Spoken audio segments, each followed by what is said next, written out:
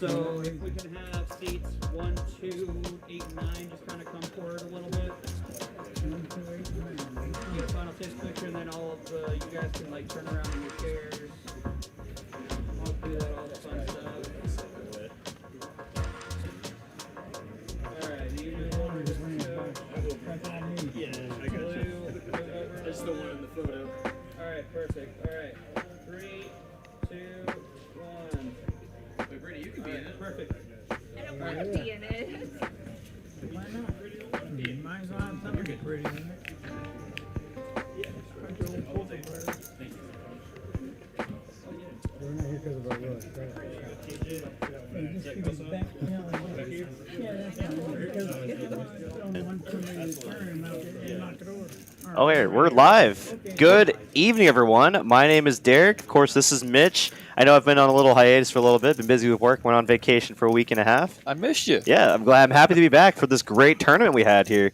$250 buy-in, $200K guaranteed. Of course, we smashed the guarantee. Always.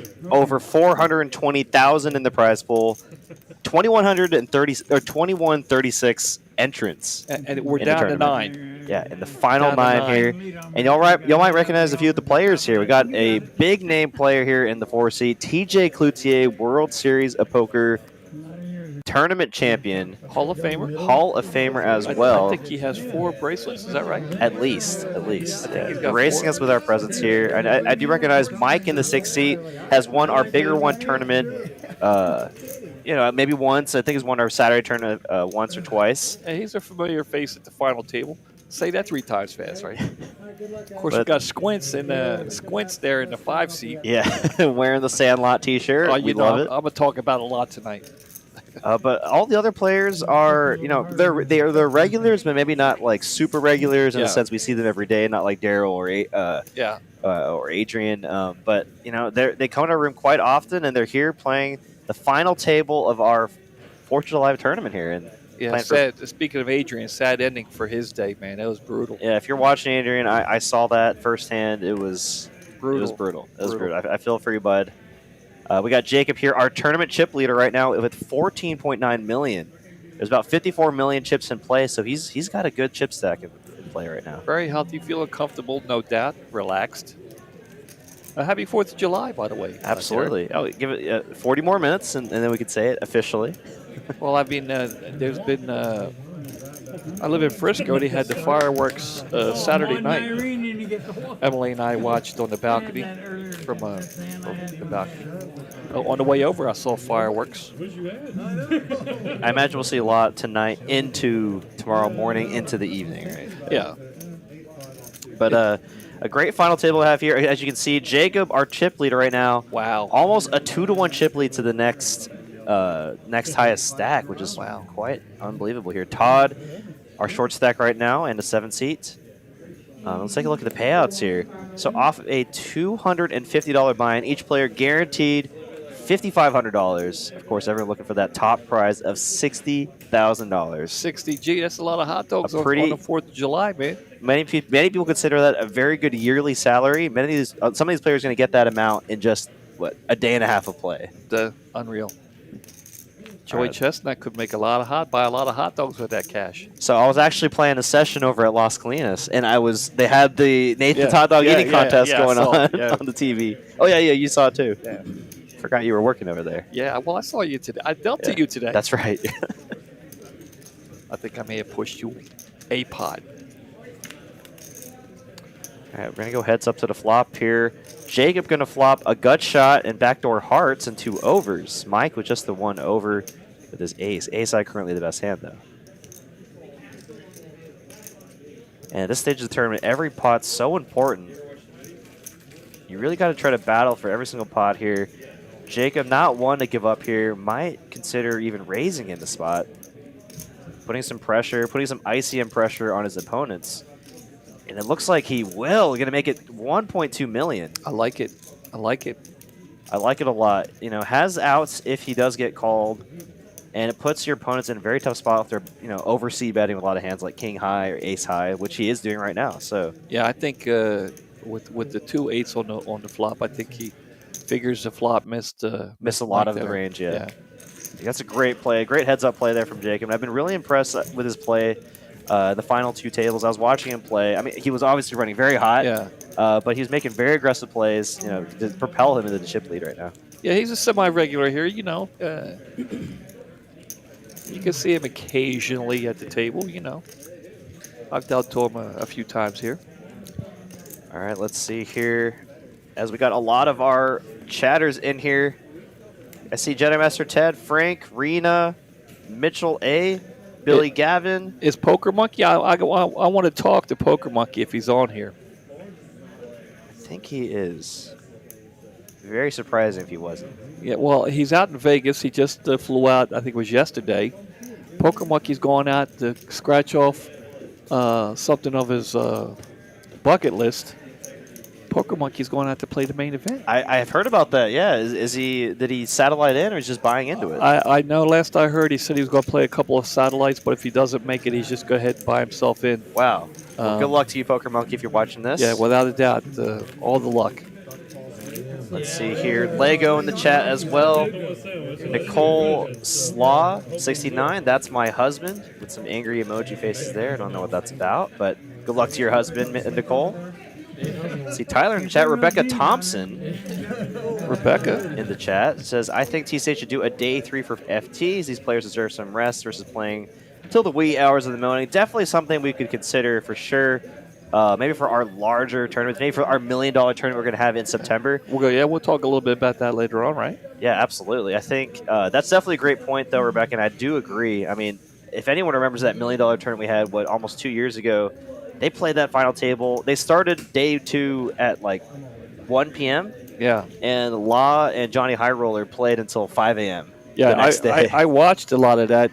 They were both exhausted. Ben did that all by himself. Yeah, that was his debut, actually. Oh, that was brutal. That's actually a great idea, and it looks like Tyler agrees with me as well. Yeah, absolutely. I think that's, if not just the final table, at least play down to maybe 6 or something, something to where they do get a break. Mitchell A says, heck of a turnout. Absolutely. Did Mitchell A play the tournament? I know he just got back from Vegas. Mark Wee in the chat. How's it going, buddy? Appreciate you hopping in here. It says, wow, some familiar faces on the final table. Absolutely. You can see Actually, you can see me and Donovan moving the table there as it did get shifted a bit. We got new carpeting. Yeah, I walked in and the new carpet smell was kind of cool.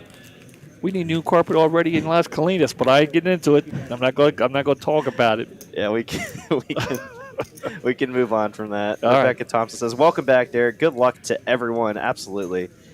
I mean, you wish everyone could just take down this tournament, but there is gonna be just one champion, and there is actually a pretty nice trophy, and I think we're gonna probably bring that on the table once we get the heads-up play.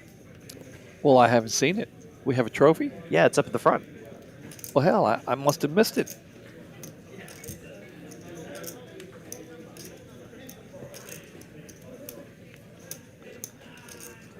A little bit quiet here, of course. Big final table here, big money up top. I'm sure a lot of the players are still filling each other out. Definitely. Some of them might not even played with each other the whole day, Yeah. so it's a lot to consider. Obviously, Todd here in the 1 seat with the chip lead, kind of in the driver's seat.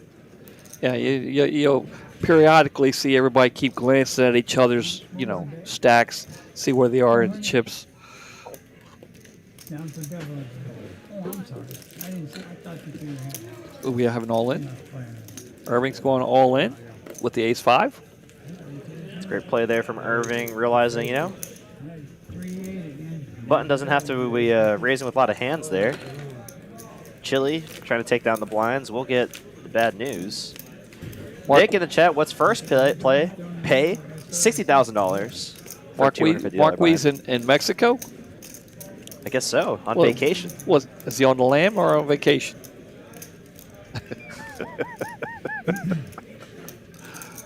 It could, with Mark, you never know.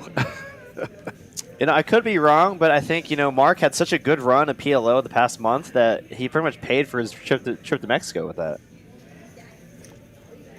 All right. What? No sweatshirt for first place? You get a trophy. A trophy and $60,000. You don't know. I gave away a sweatshirt. I gave away a hoodie here a little while ago, a couple weeks ago. Remember I talked about it before, but we didn't have any? Right. Well, we finally got some in, and I went to Victor. I said, hey. He said, yeah, go ahead, give one away. Oh, nice. So I didn't even have to pay for it. I told him I'd pay for it. I didn't even have to pay for it. And then the guy came in, and it was a local. He picked up. He had to answer a trivia question. It was kind of an easy one, though. Leica pointing out not a single piece of U.S. flag decor on any of them. I should be there. Un-American. Well, if you saw my hat when you tuned in, I do have the American flag here. But there we go. So I got the American flag there. I do. I mean, I'm probably the most opposite color I could wear. I'm not wearing any red, white, or blue. Well, tomorrow's the 4th of July. Yeah. All right, let's go back to the action here. Todd. Uh-oh. Going to riff with the king-queen suited. Pretty reasonable shove here for just under 10 big blinds. I hope that wasn't Todd's wife that was saying that was... Because I want to know whose wife was saying that that's her husband. She didn't tell us who her husband was. Oh, my gosh. Uh-oh. Here we go. The final person to get through wakes up with ace-king. An absolute nightmare here. Uh-oh. Todd's looking for some spades, I think. Looking to hit a queen or some spades here. Does not want to hit the king. This could be the tournament here for... Oh, no. And there's a king. And if they saw the flop anyways, it was probably going all in. Yeah. He needs a jack right now. Jack. And that will be the tournament for Todd. Unfortunate run. Ran into the ace-king. Congratulations, though, to making the final table, I mean, Todd. I mean, he was short stacked, right? He had king, queen of spades. I guess I'd have done the same thing. You'd have done the same thing, right? Yeah. Yeah, for less than, as a short stack, nothing to lose, but a lot to gain. Yeah. King, queen suited, very strong. You're really just hoping to pick up the blinds a lot of the time, but even if you get called, you're in great shape. But well, congratulations going out to Todd. Was it 5,500? Yeah, I believe so. Taking home a nice prize of $5,500. Now each player guaranteed 7,000, and as you can see, as each player gets knocked out, the prize jumps get quite significant. I mean, once we get the 4th and 5th place money, I mean, that's some serious money there for a $250 tournament. Yeah. Let's see. Nicole Slod 69 says Chili is her husband, so that's seat 2. Oh, okay. Actually, I was talking to Chili before the stream, and then I was talking to a lot of them saying, does anyone need the link to the live stream to, send to family or friends or whatever? Right. And they're like, oh, no, actually, we watch it on Twitch. Well, so there it is. I see that his husband or his wife is on Twitch right now, so thank you for tuning in. If you want to be, maybe a little more interactive with some other people in the chat, that we do have more viewers on the YouTube side, but thank you so much for hopping in on our Twitch side of things. And you can watch it on Facebook too, right? Is that right? Yes, we should have it live on Facebook as well. I've never. Is the chat on Facebook too? Not this one. This one shows all the chats from YouTube, Twitch, whatever. Okay. So you're only going to see the chat of the platform that you're in. Yeah. All right. Well, Irving here's got a couple of 7s.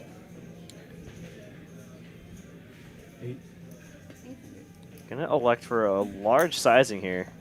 And TJ's going to see TJ's going to throw away the king queen.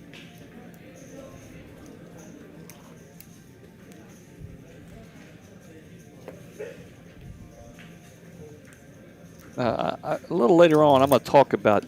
I've got a story about Jeff.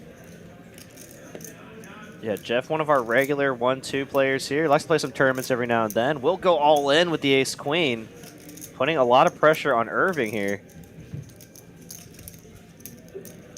And that's the thing about these, tournament final tables when there's significant money up top is when you put the element of the pressure on your opponent, they might end up folding the best hand a lot of the time. I mean, they don't want to go out with a hand. They're like, is this going to be my last hand? Do I want to go out with 7s right now? Especially when there's shorter stacks in play. Yeah, exactly. Put himself in kind of a tough spot here. My only thing right now is I think Irving could have just gotten away with it with just min-raising. Not committing 800,000. At this point, all the chips so very important. You don't need to be raising too large at this stage of the tournament. I want to talk a little bit about Jeff. Jeff, I play with Jeff a lot. He's fearless. Very fearless. Him and I, we got into a hand one time, Derek. I had pocket aces. I bet pre-flop he raised over top of me. Everybody else folded. Got back around to me. I shoved all in, Derek. I shoved all in. He looked at me. He said, really, Mitch? I said, yes, really. He said, really? I showed him the aces. He goes, I call. He had kings. He had a king on the river. Brutal. You showed him the aces? Brutal. Showed him the aces. Derek showed him the aces. The man's got no fear. TJ Cloutier here, raising to 875 now. A lot of these players are electing for a larger sizing here, which might, make some of these other players uncomfortable, where at this stage tournament, many players just go for the min-raise.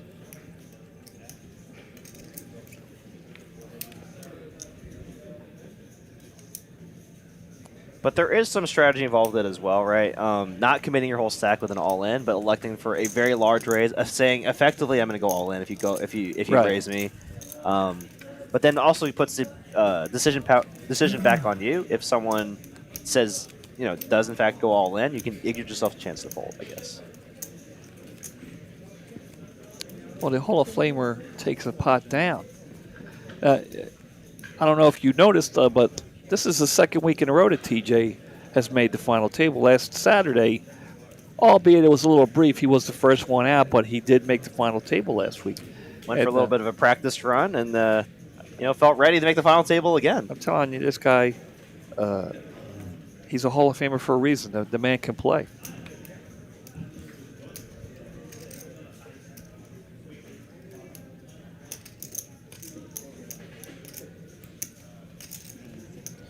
We've yet to see the exact same raise size from either of these players, from any player here, which is very interesting to say the least. But everyone with their different strategies. Not to say that one strategy is right or wrong, but there are different strategies.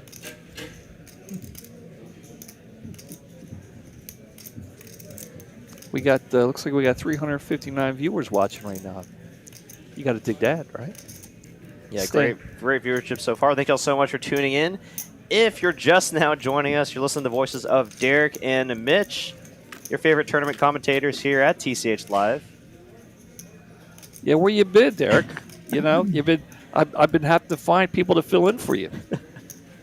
I've been missing you. Yeah, I had a anniversary that one weekend, and then Lauren's birthday, and then I went on vacation for a week and a half. Well, I was just telling everybody you were on assignment. Derek's not on assignment. But no, I had a couple of people stop in and help me out on Saturdays. Daryl, everybody loved Daryl. He came in. Oh, I actually had tuned into a little bit, just so I could watch that. I loved watching that one, actually. Yeah, him and JP, I think, are the two most deserving.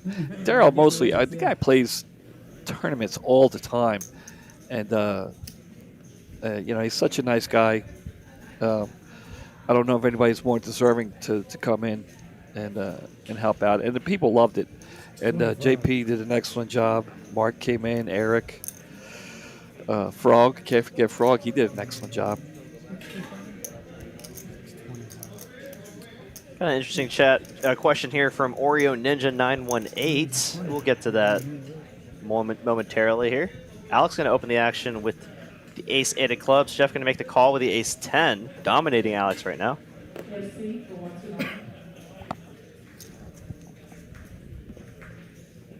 We'll go heads up to a flop here. Jeff currently with the best hand. An ace on this flop would be pretty disastrous. Will come king, king, deuce. One club. The 9 helped no one. Derek, what's going on? Honestly, pretty a safe turn card there for the ace 10. I'd be actually kind of surprised if... Oh, it goes pretty large, though. Squints, betting 750. Yeah, I was about to say, I think Jeff's a little bit too smart of a player to fold this right now. But no, he will let it go. You don't really expect him to have a king in that spot. Maybe he's giving him credit for hands like jacks or queens. Checking flop for pot control, and then realizing they probably have the best hand. Poker ski, you shouldn't have left. He says he misses us. You shouldn't have moved. Somewhat of a discount, still not much of a discount, but you want to get to the question? Yeah, let's go to the question here. Do you think a shot clock should be mandatory in all tournaments? I don't think so. I've never really had too much of an issue with it. I do think there needs to be more of a, consensus by all tournament players to be more willing to call clock on players. Yeah, I agree with that. When something gets a little too ridiculous, just be like, okay, it's nothing personal. Yeah. It's just we're trying to just move the play along. I think the issue with having a mandatory shot clock is that kind of opens up some angling because they have those time chips. Yeah, I've literally seen it in the World Series of Poker where someone slides the time chip and then the player next to them thinks they're folding, and then they fold out a turn and it affects a lot of action.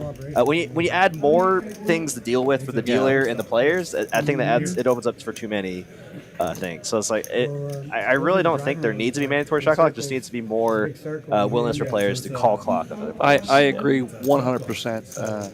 I'm old-fashioned. I'm old school, so I'm not really interested in a clock. It's more it's more things for the dealer to have to worry about, and then players that have to worry about their chips, the cards, and then the time bank chips. It's like but I mean, you've seen especially in the WSOP, the main event, and all these tournaments going on.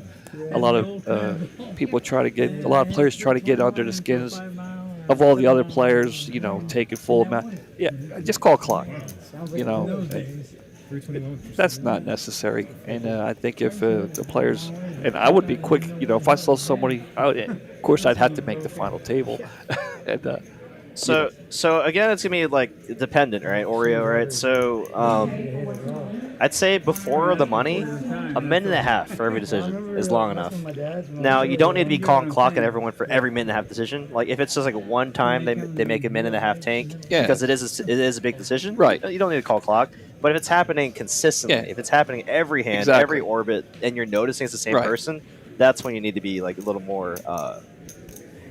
I'm the last person to be calling clock, be clock happy. But if some guy's taking, excessive amount of time on every hand on every street, no, No. Adrian Williams, we had an issue at our table. Is it okay to call clock if you're not in the hand? Absolutely. Of course. You're just as deserving to call clock just because you're not in the hand doesn't mean you can't. Because, especially in a tournament. Yeah, because especially because The blinds affect you. it is a run by a clock. All right. Well, Got an all in and a call from Jeff. Wow, and Chili finds the ace on the turn. Needs to dodge a 4. And that is a nice double up there for Chili. I think his wife's gonna be a little happy in the chat, right? See, that's the problem, Andrew. The fact that you think it is a dick move makes other people not want to call clock. So like that's what I'm saying.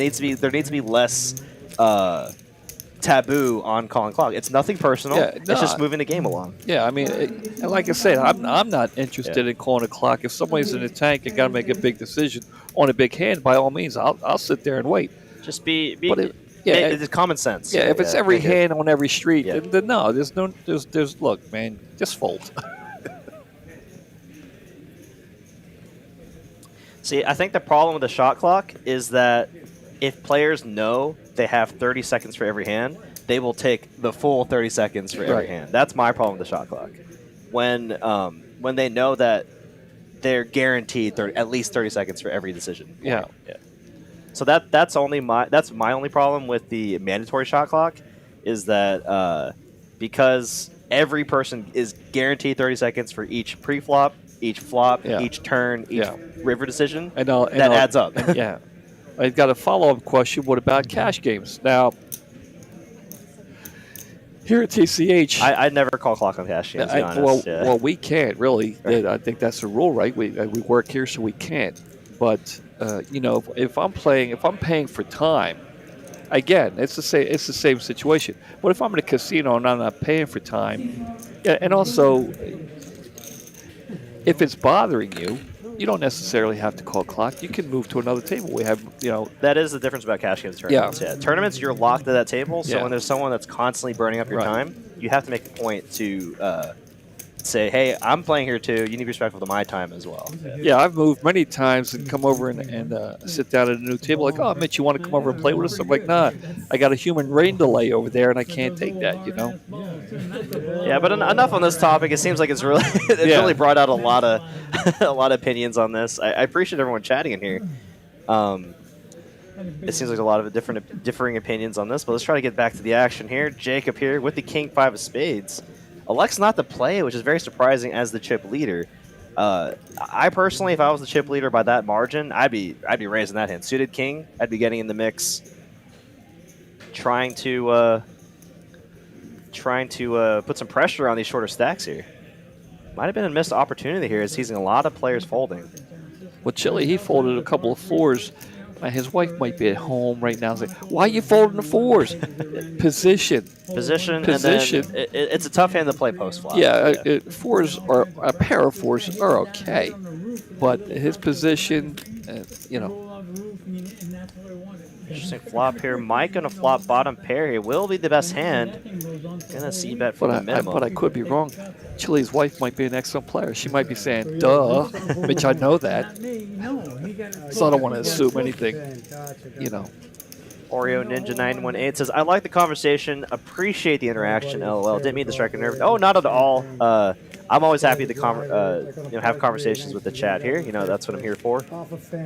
Rod Baker in the chat says, I finished 107 today. Had a great time. Thank you for an awesome tournament. Hey, don't thank me. Thank Donovan, our tournament director, for putting together a great tournament.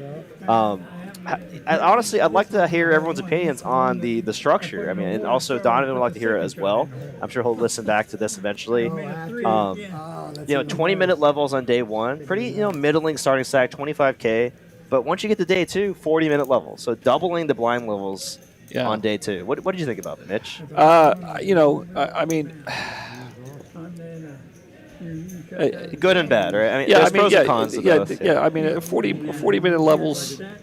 I mean, here we are. Again, it goes back to what Rebecca said. It might want you to, I think maybe 30-minute levels. I mean, I like tournaments. I like to play them. I like turbos. So I don't know. Maybe I'm not the guy to ask. Joseph Thomas in the chat says, "Why so cheap for first? Why not 80K or 90K?" Okay, so we try to do. We've had both sides at TCH. We've done very top heavy, and I feel like we've also done sort of flatter payouts.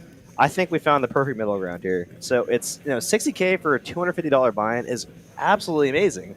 I don't think anyone can be upset about that. I mean, no matter which way you go, yeah. you're going to have people say, "Well, why is it this?" Or, absolutely. I mean, and it's really a preference, I guess. I mean, me personally, I would like it to be top heavy myself, but that's here we go. Oh wow, we could see trouble here. TJ with the 8s, Mike with the pocket kings.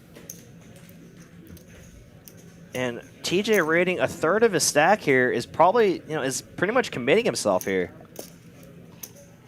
Jeff and Grinnell will get out of the way here, so will Jacob. And TJ will indeed go all in here, Derek. It will be an all-in. TJ's tournament life on the line here. 6 million chip pot here. Kings versus the 8s.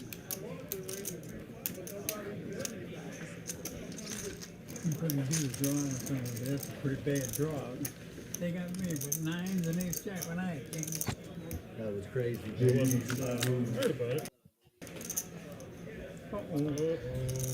Well, a 9 is no help to TJ here. Needs to find an 8 and an 8 only. Only one left in the deck, and that will be Broadway for Mike. TJ, World Series of Poker Hall of Famer, will be eliminated, taking home a nice little prize of $7,000. Each player now guaranteed $9,000, and we're about to get to the 5-figure scores here. Can you just Well, definitely congratulations going out to the Hall of Fame there, TJ Cloutier. I tell you, he plays here a lot. The second week in a row he's made the final table. If you ever get a chance to sit down and talk to this man, he has some great stories. I mean, he's been around poker for a very long time. He's got a lot of great stories. If you're ever interested in talking poker, this is the man to talk to. Come down on Saturday. The man's here all the time. He loves to talk. He'll talk to you. He'll tell you a great story. I was talking to him about Doyle Brunson a little while ago. 650. Andrew Wynn in the chat says, "By the way, TCH, I can't wait to play on stream. Been watching for a few years, but being active duty Navy, it hasn't really been an option. Remember the name. I'll be making you content soon." All right, Andrew. Well, if you're looking to play on one of our streams, make sure you hit up Mallory here to play on one of our cash game streams. Also, if you make any final table, any major event here at TCH, you can make this final table or you can make our stream as well. Yeah, and if you're curious to see the tournaments that we do have, just download the Poker Atlas app. You can find us on there. It gives you all the information you need. And I guess they can Google us too, right? TCH. Absolutely.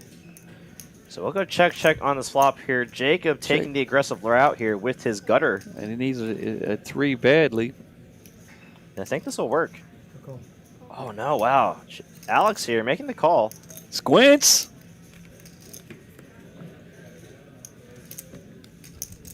Squints has the best hand. But Jacob has just 5 high, but he will check and give up. And I think Alex will just happily check back here. Yeah. And nice win there for Alex. Squints. You got down in case you guys don't, the shirt there, I love the shirt. Squints from Sandlot. Squints was my favorite. One of my favorite characters in TV or movie. You gotta love that kid. And I love that shirt. Got a question here from Eddie Mellard. What days are the Poker Atlas Tour coming to Dallas? That's a great question. There it is. Here we go. Segue into my next little slideshow here. August 17th through September 4th. We don't know exactly what specific events there are, but there is going to be a 1 million guaranteed title event to end off the series. So do we know what the buy-in is to that yet? I do not know yet. I mean, if it's anything like our previous tournament, it'll be probably around 900 to 1,500 in that range. Yeah. At least 1,000, I imagine. Yeah. So yeah, mark your calendars, guys. August 17th through September 4th. a joint operation between Texas Card House Dallas and TCH Social in Las Colinas. We'll be having tournaments at both locations. I imagine the major tournaments will be hosted at Dallas just because we have the final table here to stream. So be excited for that, guys. I'm excited. I'm excited to do it with you. You and me will be here. So yeah, if you're looking for a reason or any reason to come down and play Dallas, Over here. make your flight plans. We're on TV, guys. Reservations at your local hotel. We have hotels right next to both locations.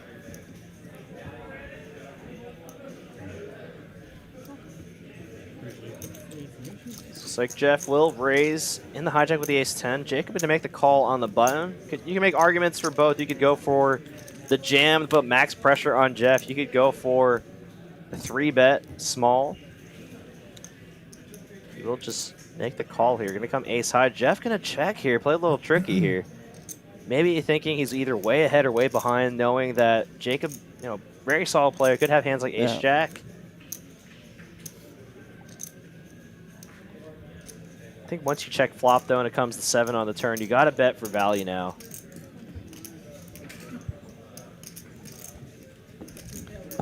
We got Eddie down here. Says he works in Houston at both locations. Well, hey, Eddie. Yeah, I'll make sure we get a little plug in for that. They got that big tournament going down. What's on Thursdays? Oh, yeah, absolutely. Yeah, we'll talk about that here after this hand. We'll plug that after this hand, right? Absolutely.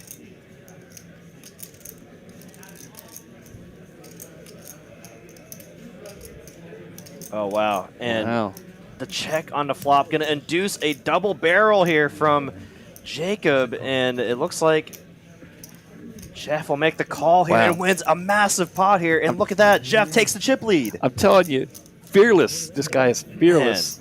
Great check on the flop there for pot control, inducing the double barrel bluff there from Jacob. Look how calm and cool he looks. Great play there. It's so important here. I mean, that just shows the importance of playing a balanced strategy here. You can't always be betting when you have it. You can't always be checking when you don't have it. When you check, you got to mix it up. You got to mix it up sometimes. You got to mix it up.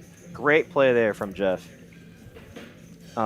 Speaking of our Houston location, we do have a great tournament there every single, the first Thursday of the month at TCH Houston.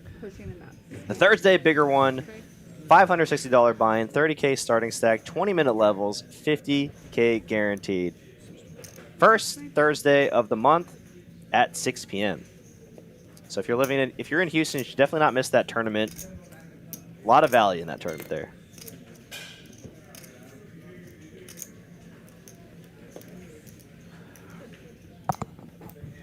Call. 25, correct? All right, Jeff's going to raise it up here. Alex going to hit the flop. I'm sorry, Jeff hit the flop. Alex was down here, and then he moved him back up.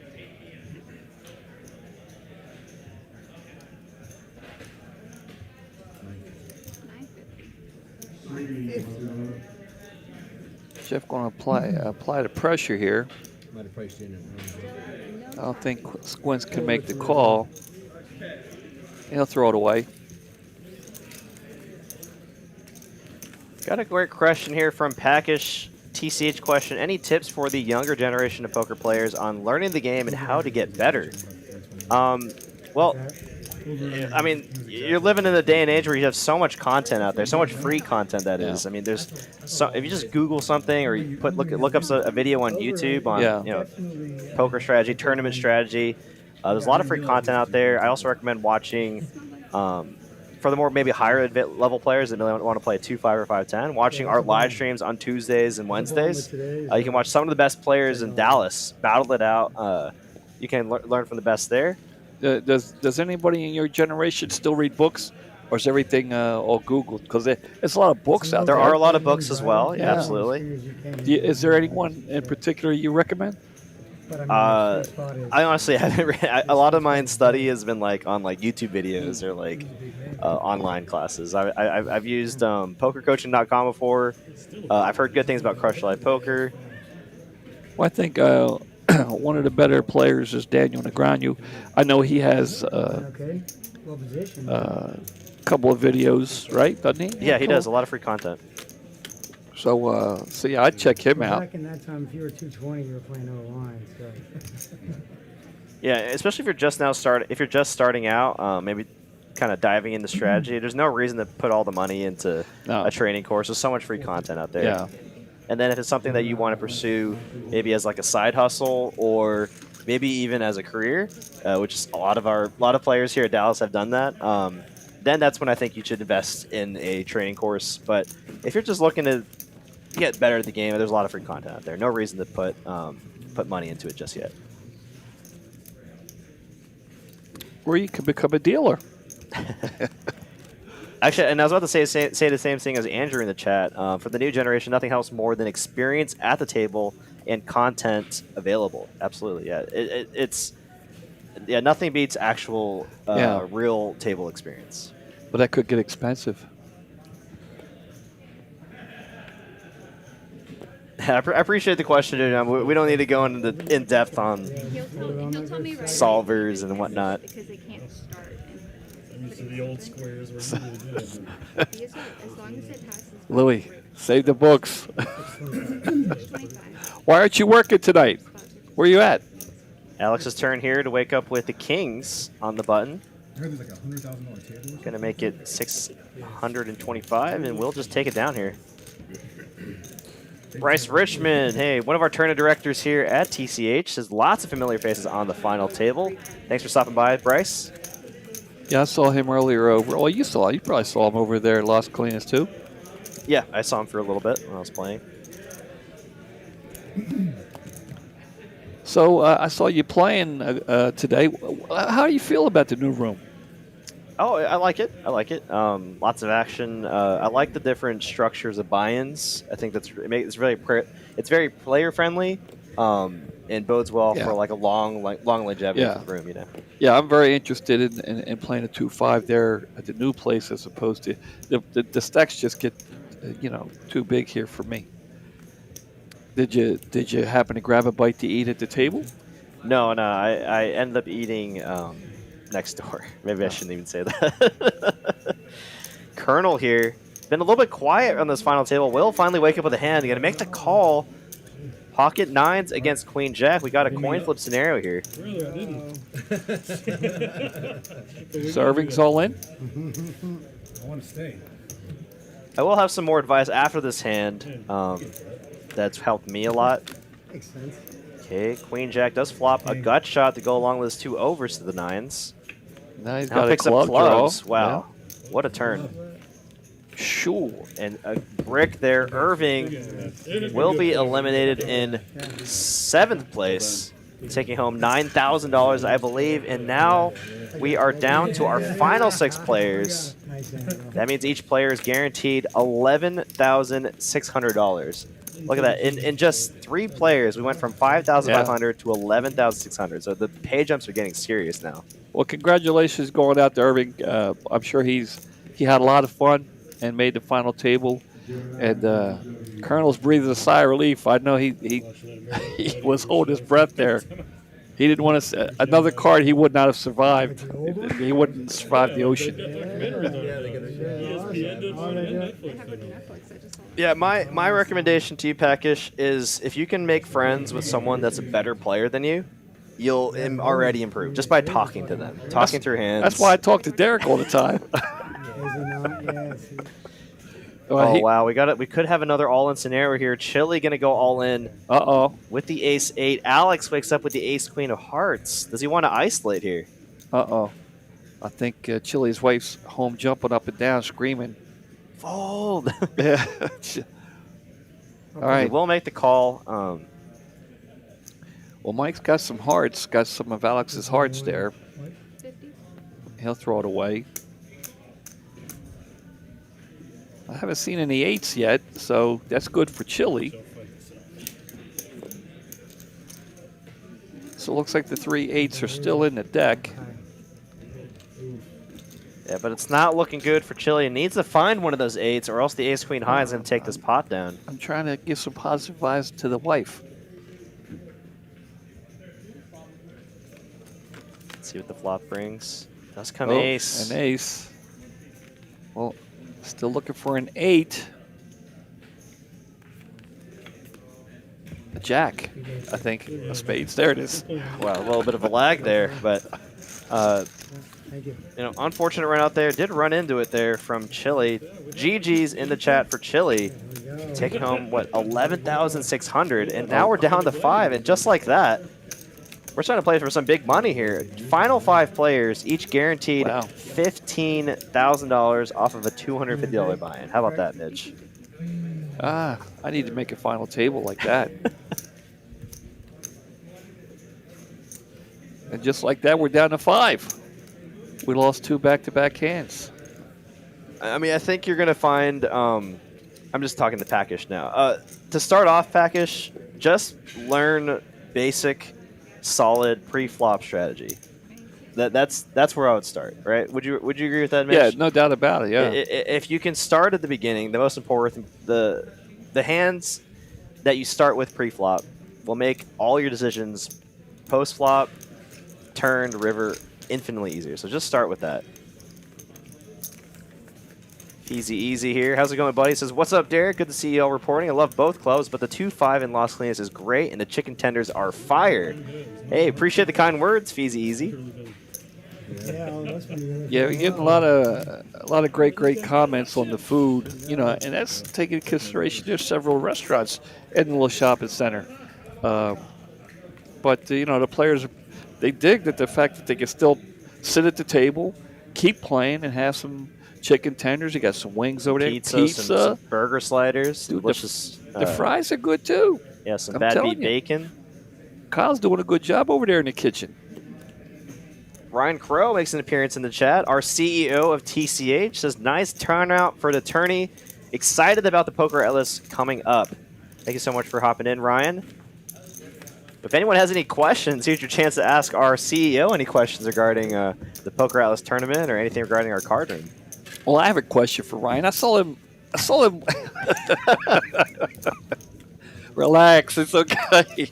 I saw him here playing one time. Unfortunately, I was not able to play against him because I was dealing.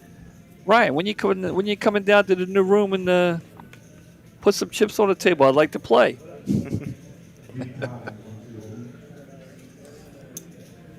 Yeah, anytime package. That's what we're here for. Our favorite part about the live stream is being able to interact with the viewers like you guys. So appreciate y'all hopping in here, watching some fun tournament poker, and chatting some poker strategy as well. And this might be a quick final table. We didn't think it would be, but I think it's going to tighten up. It was tight at the beginning, and they want the 90 lucky slots wants the 99. Oh, they want their time promotion back. Yeah, I like that too. Even though it doesn't benefit me, I know a lot of players like it. Anything that makes the players happy, I like.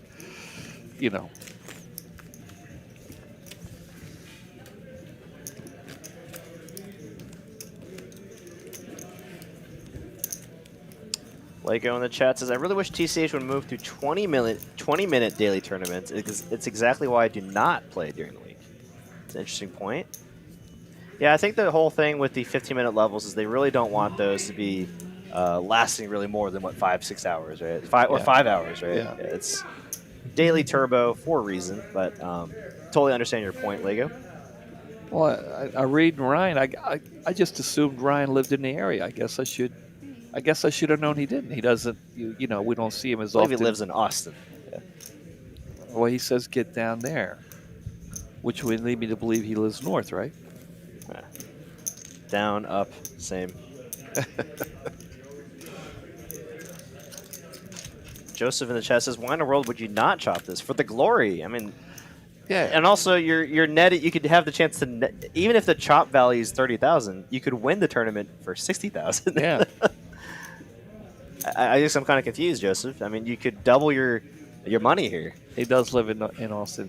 Yeah, I mean, I used to be a chop guy too, and I started hanging around with Derek here. and he's changed my mind. And really, there's only one way I would chop. If I had the chip lead, then I could be crowned the champion, and then I'll chop. If you give me first place money. Yeah.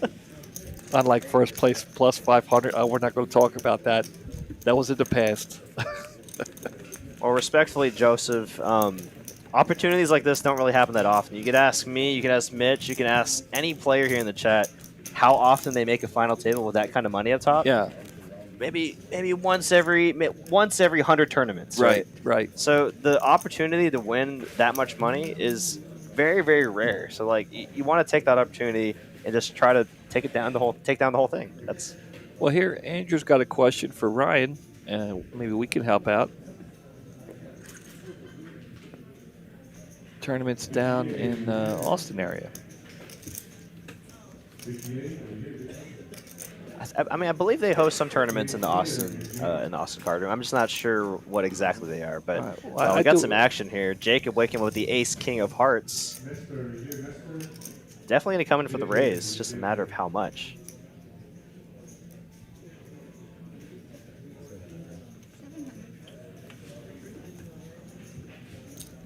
Well, I could say this, and I've talked to Victor a little bit. You know, here at TCH, we set the standard for poker in the state of Texas, and always trying to improve. Which is we just recently opened up Las Colinas. Always try to get better. And talking to Victor, said that they're working on some things down in Austin, and I won't go into detail because maybe he might not want me to do that, but. Austin is their next project, and they're working on things to make it even better. So right, I think they're actually getting like a whole like self-supported location, right? Like across the street. Or something. Yeah, something similar. I remember hearing them say that. Similar, if not better, than Las Colinas. But I know we do have some tournaments down at TCH in Austin. Oh wow, we got some action here. Five-handed here. Aces against the Ace 10. A raise and a 3-bet.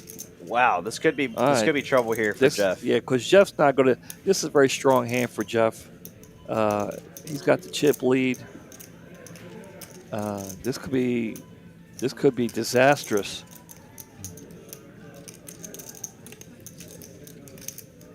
Well, coming for the 4-bet here and goes quite large. You know, with stack sizes how they are, I would have preferred to see something in the range of 3.2 million, 3.4 million, like almost a min raise, maybe even 3 million, just because of how stack sizes are. I would have liked to see a little bit smaller of a raise here.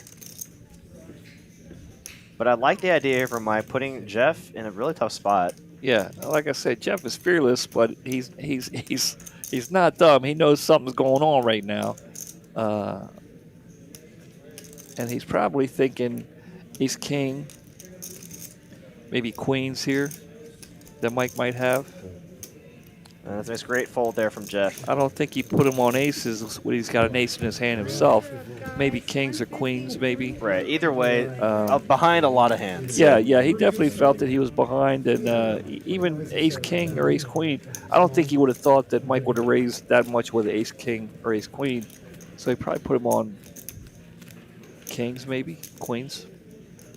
300.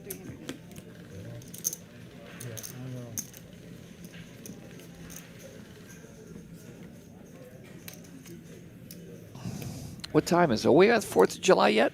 It is. Happy 4th of July. Well, there it is. Happy 4th of July, everybody. As they say on the East Coast, right? So happy 4th.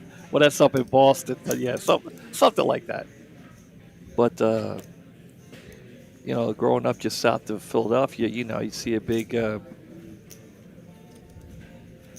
fireworks in the city of Philadelphia. 650 total?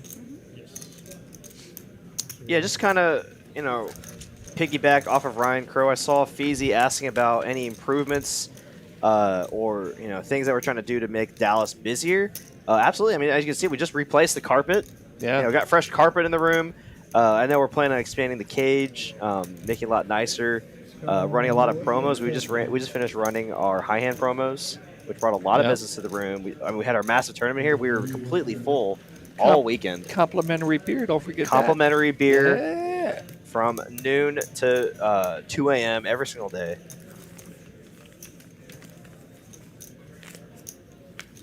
Yeah, that was a good lay down by Jeff, but like I said, he's fearless, and but he's not stupid. He knows he's a good player, and he's fearless.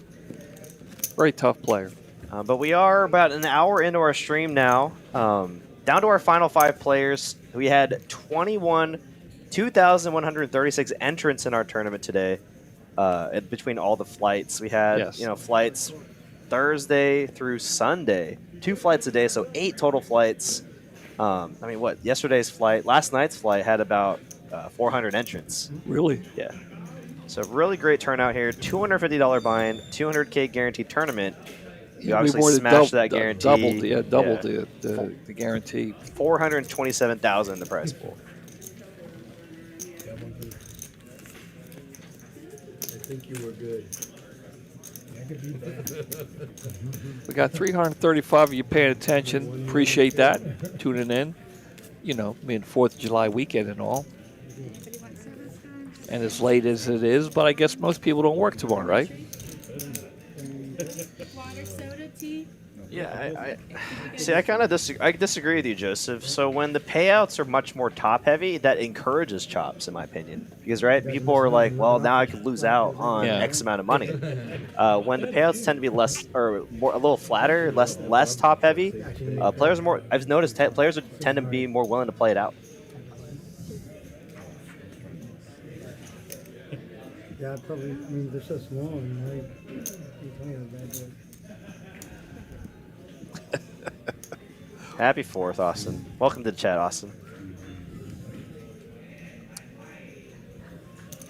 Let's see here. Mike going to raise it up with the ace-queen, making it 900K.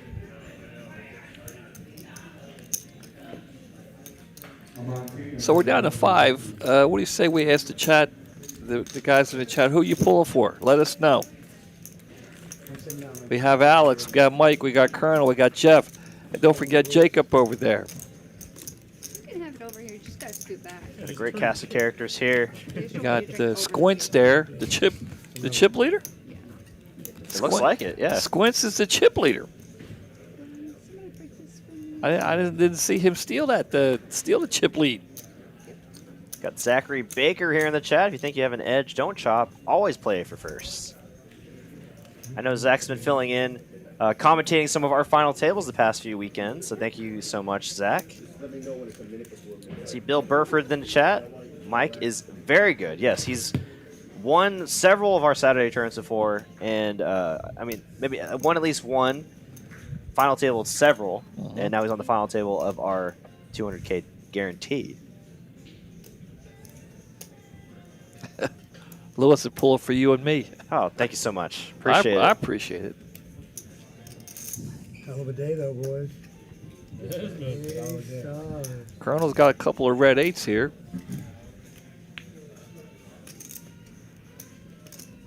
Alex is Kid Rock's cousin. Is that true? No one has an edge when you're this shallow. They're not shallow. They got like 30, 40 big blinds. That's a plenty of play. I just feel like you're starting to troll me now, Joseph. 43, even 23 big blinds, the short stack Jacob, who was our chip leader to start this final table. That's plenty of chips to play with. You can raise, you can 3-bet. No need to panic, right? No need to panic at all. I think Joe's trying to get under your skin. I think so. That's why I was like, I think he's starting to troll me. That's a fact. Trying to get a rise out of you. That's what we used to say back in the 80s. He tried to get a rise out of you. Yeah, now Lego is tilted too. He's like, shallow? Oh my gosh. Mike here, under the gun with the 6s. I have no doubt Joseph's back there cracking up. He's laughing at you guys. He's jabbing you, he's poking you. All right, Mike's got a couple of 6s here.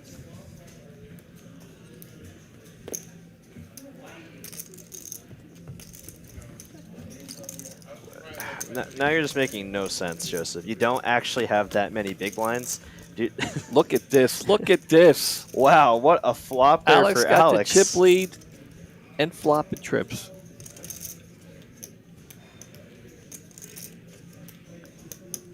And Mike's got to think his sixes are good, right? With this flop? Oh, absolutely. Yeah, he doesn't. Overpair to the flop. I don't know if I would have just called there, though. See, see now heart comes with the king. Ugh. I mean, still a good hand, still a very good strong hand for Alex. I think Mike has some reason to get away from it now, but will make the call here on the turn. Snap call. Now, if a heart comes, what's Alex going to do then? If no heart comes.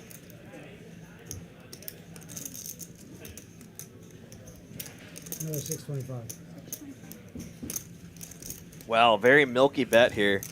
It looks like it's going to get paid off. Yeah, I mean, Mike could have gotten away with the king and the jack. He could have gotten away. But I think Squint's kind of priced him in there, I think. And Alex will extend his chip lead here up to 49 big blinds. 14 million chip stack.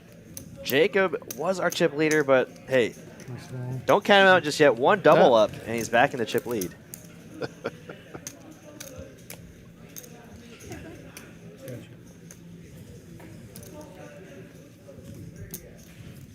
$350 of y'all in the live stream chat right now. Thank y'all so much for tuning in for the first hour so far. If you've yet to hit that like button, please hit that like button if you're enjoying the content so far. If you enjoy our content enough to, come back for the next show, hit that subscribe button. It'll let you know anytime we go live and anytime we release new content as well. I agree there, Andrew. I definitely agree. Jeff got a couple of picture cards. He loves looking at 2 picture cards. The Colonel's going to call him with a suited ace here.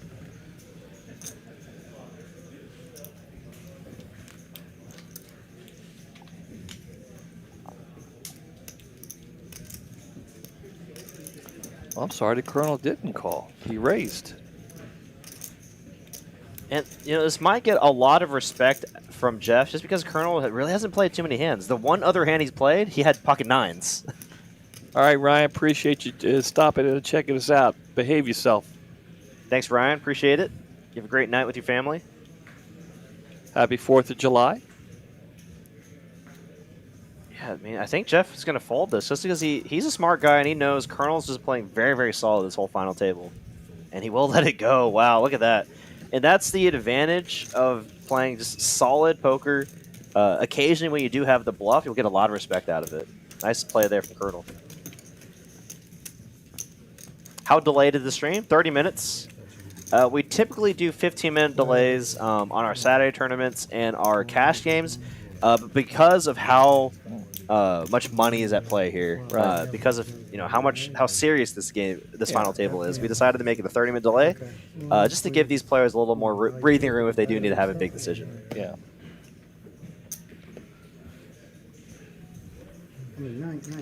Jacob go to finally look down at something. He's been kind of card dead for a while here. Came into the final table of chip lead. Hasn't really had much, other than a couple of hands, hasn't really had much to do with anything. But he finally got a decent hand here. We're both thinking the same thing on each other. Now Jeff's he's made a couple of nice laydowns here. But that's what I was expecting. Oh, wow. That's a power play right there. All in with the nines. You get a lot of hands that you're flipping with the fold, like king, queen, ace, queen. Or maybe not ace, queen, but king, queen, king, jack, ace, jack, ace, 10. A lot of hands that are going to be raised folding in the spot. And let's see what Jacob decides to do here. Does he want to flip here for his tournament life?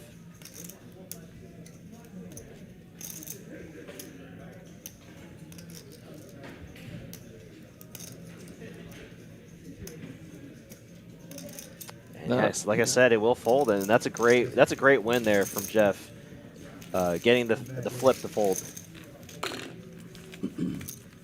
Well, here we are, Saturday night. It's not Saturday night. It's not. Yeah, it feels like Saturday night, but it's Monday night. It's Monday night, Tuesday morning. It is now 4th of July. Happy 4th of July, everybody. Appreciate you tuning in. 353 of you. Day 2, the final table of this big tournament we had, 4th of July tournament. Hand number 39 down to 5 players. And action is on Mike with, again, don't you hate having the button and you look down at 7 deuce offsuit? There should be a law against that, right? Should be illegal, for sure. You finally get I got the button, I got the 7 deuce. What the hell is that? All right.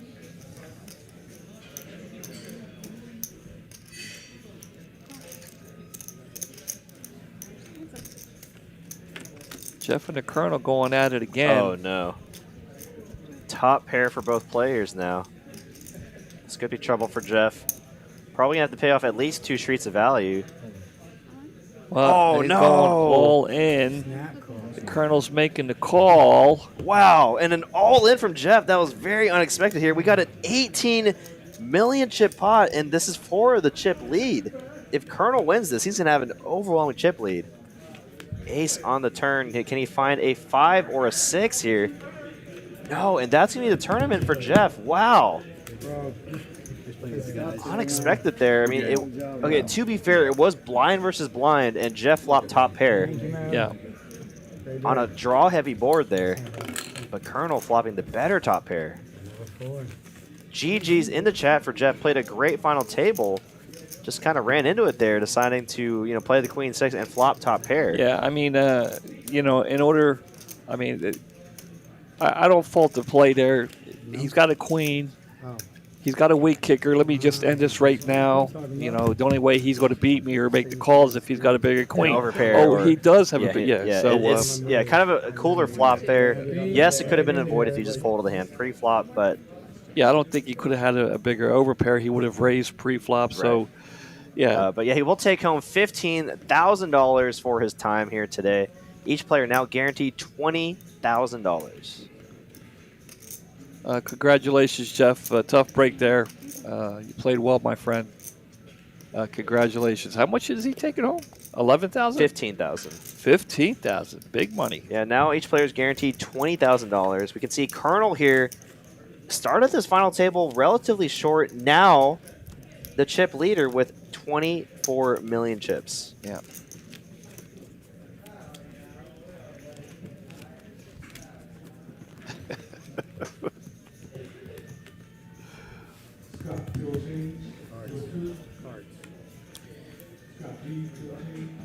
Yeah, definitely agree with you a little bit there, Bill. Didn't necessarily need to shove in that spot, but maybe felt, with the clubs on the board, he just wanted to get the hand over with. Yeah, with the 6 kicker, he didn't want to see anything else. Like I said, the only way he just wanted to take the pot down.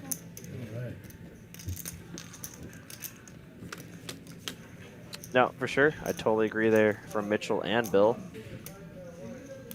I know Jeff doesn't play a lot of turns, so maybe a little bit of inexperience in the stack depth that they're playing that, and then the amount of money that they're playing for as well. But really great plays from Jeff all around all day to make the final table tonight.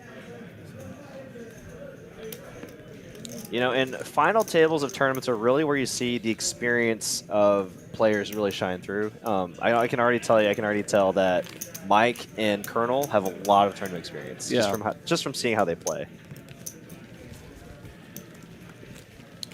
Julio Cruz says, enjoy these tournaments, but really dislike the chips value. Interesting. Well, for those of y'all that do not know what our chips are worth, the purple chips are worth 25K each. The white and red chips, I like to call them candy canes, are worth 100K, and those really nice green chips are worth 500,000 each. Very rarely would he get a chance to see those green chips.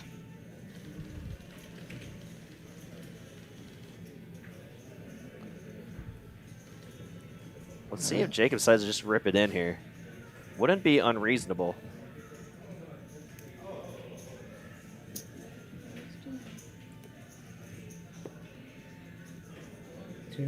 Wow, look at all these hands here. King, queen suited, ace, deuce suited, king, jack of clubs.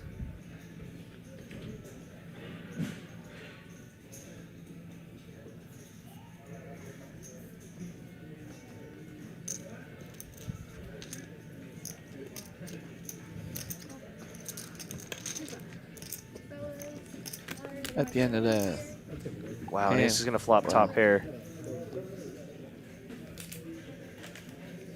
Oh, no.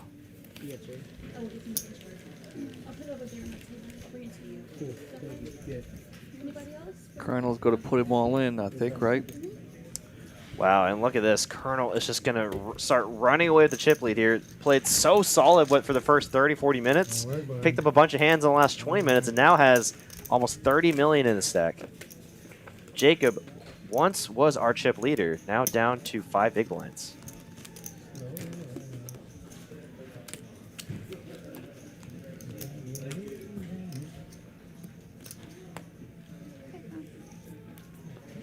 Louis Sullivan says, candy canes is such a great name, just like cranberries. Yeah. The first time I made a deep run in one of these big tournaments and I saw them whip out the red and white chips, like, oh, I love these, how they look. Yeah. The candy canes. You can look at Alex's squints stack there. Looks like a candy cane there, kind of. Yeah. All stacked up like that. Definitely raise it. Well, the Colonel's on fire. And Jacob, he's got to be frustrated. He's been card dead. I mean, the first maybe 2 or 3 hands. After that, hasn't had much. And when he does have a hand, someone has a better hand. Kind of feel like he's playing one-handed. Is that right? One-handed? Like fighting with one hand. You know what I'm saying? He's got one, one. I don't know. I get what you're trying to say. One card. We'll go with that. The green ones could be Christmas trees. Oh, I like it, Lego. I like it. And Colonel is just waking up with all the hands here tonight. Colonel, ace-jack going to shove on Jacob. Jacob just going to, kind of side call it off here with 5 big blinds with the 6-3. He does have live cards, in fact. Okay, could hit a 5, 6, or 3 now.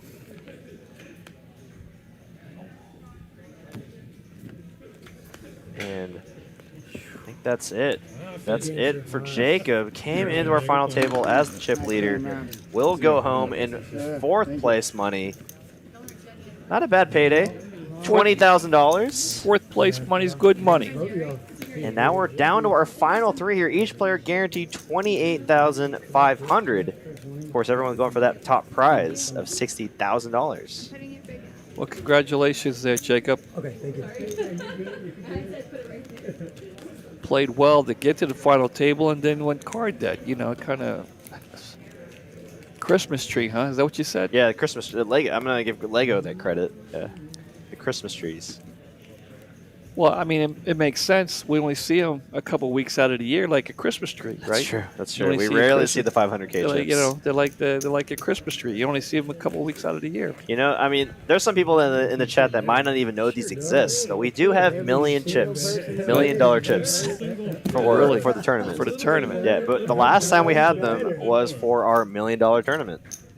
Wow. Yeah, they're million holographic plaques. We used to have $1,000 real chips. That were $1,000 plaques. Yeah, so they're just like that, but we have million chips. Wow. Yeah, for tournament. But we haven't used them since the $1 million tournament about 2 years ago now. And we're going to have $1 million tournament coming up. And maybe we'll have them. Maybe they'll make another appearance. I got to see them.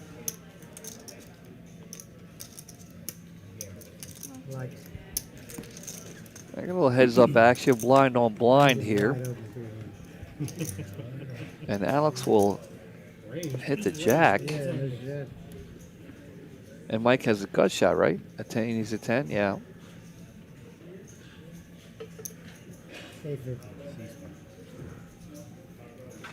Alex reaches for some chips, and that's enough for Mike to fold. He's not going to chase the 10. Well, we're down to 3 here, Derek. Colonel's got a stranglehold on the chip lead, but we've seen strange things happen in the past before. Oh, not strange things. That's just tournament poker. You know, things could turn around as long as you have chips. You have a chance. Yep. But really appreciate everyone sticking with us for the past hour. We got, of course, Brittany. I forgot to mention her dealing our final table. An hour into our stream, I'm finally mentioning our dealer. Brittany dealing our final table here tonight. Donovan, our tournament director, overseeing the final table tonight. And, of course, Mitchell and Derek commentating over this action. Thank you all so much for tuning in. Was a few days, what, 3-day, 4-day tournament? Yeah, so Thursday, Friday, Saturday, Sunday, Monday. 5 days? So, well, yeah, it's technically a 2-day tournament because there's each day is a day 1A, day 1B. But we started it on Thursday, right? Thursday, Friday, Saturday, Sunday. 5 days it's been going on. Bryce and Felipe, Riley. I know Tyler's been helping a lot as well. Donovan, of course, overseeing the tournament staff for running a great tournament. So let's show some love in the chat for all of our tournament directors here, and of course dealers and waitresses, all the staff, the cage, the hostesses, the floors. Let's not forget the floors. I'm telling you. So let's show some love in the chat for all the tournament staff and TCH staff for making this a great tournament. Especially if y'all enjoyed it. Let's see if y'all enjoyed our tournament here this past weekend.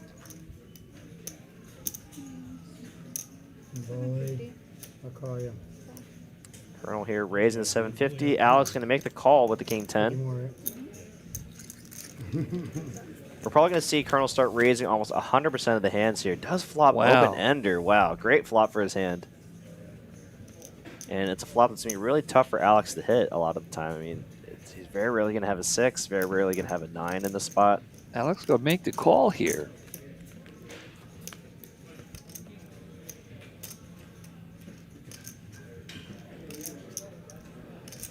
Well, that gives Alex a gut shot, but I don't think he can continue calling here. Do you? I mean, you have to put Colonel in a stone airball here. Yeah. And not have an ace high. I mean, you're still calling with king high in that spot, so that's kind of the problem with calling with on the flop is like what are you really trying to hit on the turn other than a 10 or a king? I mean, it's hard to continue on many turn cards. Not a good port for over. Good question. That's actually a great question from Feezy Easy. Derek, when you win a tournament like this, what's the usual tip amount? So I usually go 75%. in all honesty, and a lot of our dealers and staff will absolutely be behind this. Anywhere from the 2 to 3% is amazing. 1% is reasonable as well. Anything close to 5% is like a wow, like like crazy, like a crazy good. So you're saying I'm way off?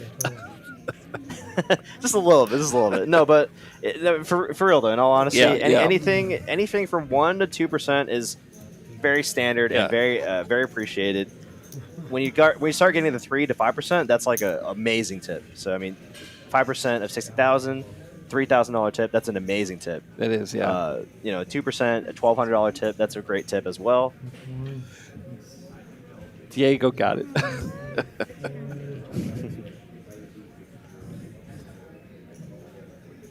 Yeah, I can vouch for that. You don't see Lego coming in here playing the turbos. I pretty much know when I can come in here and find Lego here. He's not coming in for the turbos. So him and I, we're going to be going down and catching the Red Sox Astros game. So maybe I'll bend his ear a little bit if we ride together, and we may not, but. Talk to him a little bit because I do need some help in my big tournament because I don't know how to get to the final table, and he's gotten there several times, so maybe I can. Hey, shout out to Adrian Williams here in the chat. Best place to play. All the tourney directors, staff, dealers are amazing. Hit that like button. Thank you so much, Adrian. And Adrian being such a good sport, ran into quite the beat. We all saw it and. It was took it like a champion. Yeah. This time, look at this. If you bubble, do you still owe the tip? This is obviously for people that my percentage is typically for the people that cash for the largest amounts. Like Yeah, the final table, you're tipping 1 to 2%. Oh my gosh, it's all in and a call. Hey, come on, 9-4 or 8. So it looks like Looks like Mike will find the double up through Alex here somehow. Wow. Ace 8 against the Ace 7, finding the 7. Wow. Could have been a chop a lot of the time, but found his 3-outer to take this pot down. And now Alex is our short stack. 5-1. Joseph Thomas here with a great question as well. Does TCH not hold a portion of the binds for the staff? So not anymore. You know, just to be transparent with it. So they used to take a certain amount for access fee, a certain amount for staff fee, but due to some adjustments to you know, dealer tip out and whatnot, and you know, it's kind of a long story. The tournament buy-in no longer includes the staff fee, so it's also something to consider when tipping your dealers as well.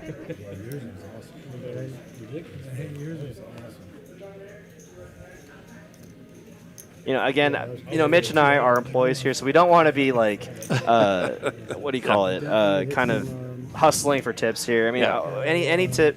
No, any tip is not required, but always, you know, greatly appreciated. Well, you know, by our staff here. we were asked. You know, we were asked the question was asked. We can't ignore it, right? You know, we you know, I mean, you know what I mean, though, Mitch. I just don't want to seem like that we're trying to force people to tip a certain amount. Or I think you handled it perfectly.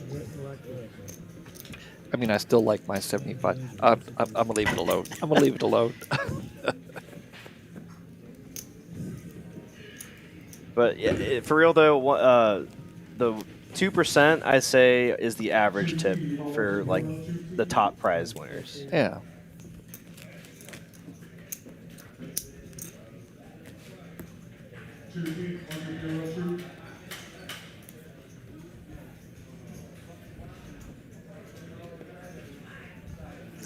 Oh boy, I might be starting this a little bit of a. Let's go back to talking about what were we talking about before? I don't even remember. But let's go back to the action here, Alex. Yeah, let's go back to the action. I just love the fact that Squints, the guy with this, you know, and I hope Alex doesn't mind me calling him Squints. You know, I just love the T-shirt. I love the fact that he's still at the table.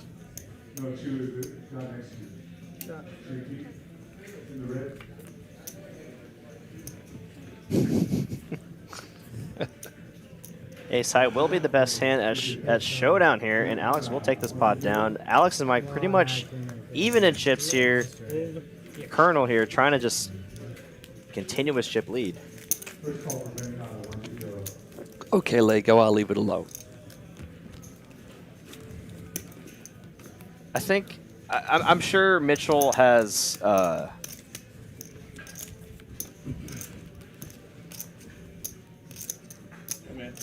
Yeah, I think Mitchell kind of hit it on the head there.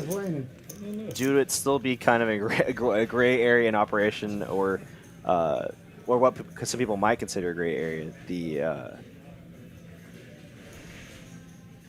750. Yeah, I don't know. I don't even know what I'm saying anymore. Can we get back to the action? We're gonna get back to the action. Look at that, Colonel with over 100 big blinds at this stage of the tournament. That's just insane. Hand number 54 here on the 4th of July. Again, happy 4th of July, Derek. You have any plans for tomorrow? Not currently. I'm probably actually going to go to Las Colinas and play, to be honest. Well, Emily and I have off tomorrow, but I don't think we really have anything set in stone.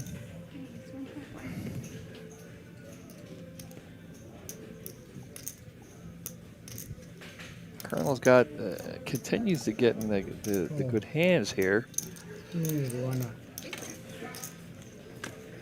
Is this three-way action? Look at this. Oh, my goodness. Mike does a smash that flop. I believe that's the second nuts there. Well, it's a flop that the Colonel can get away from here, obviously. Alex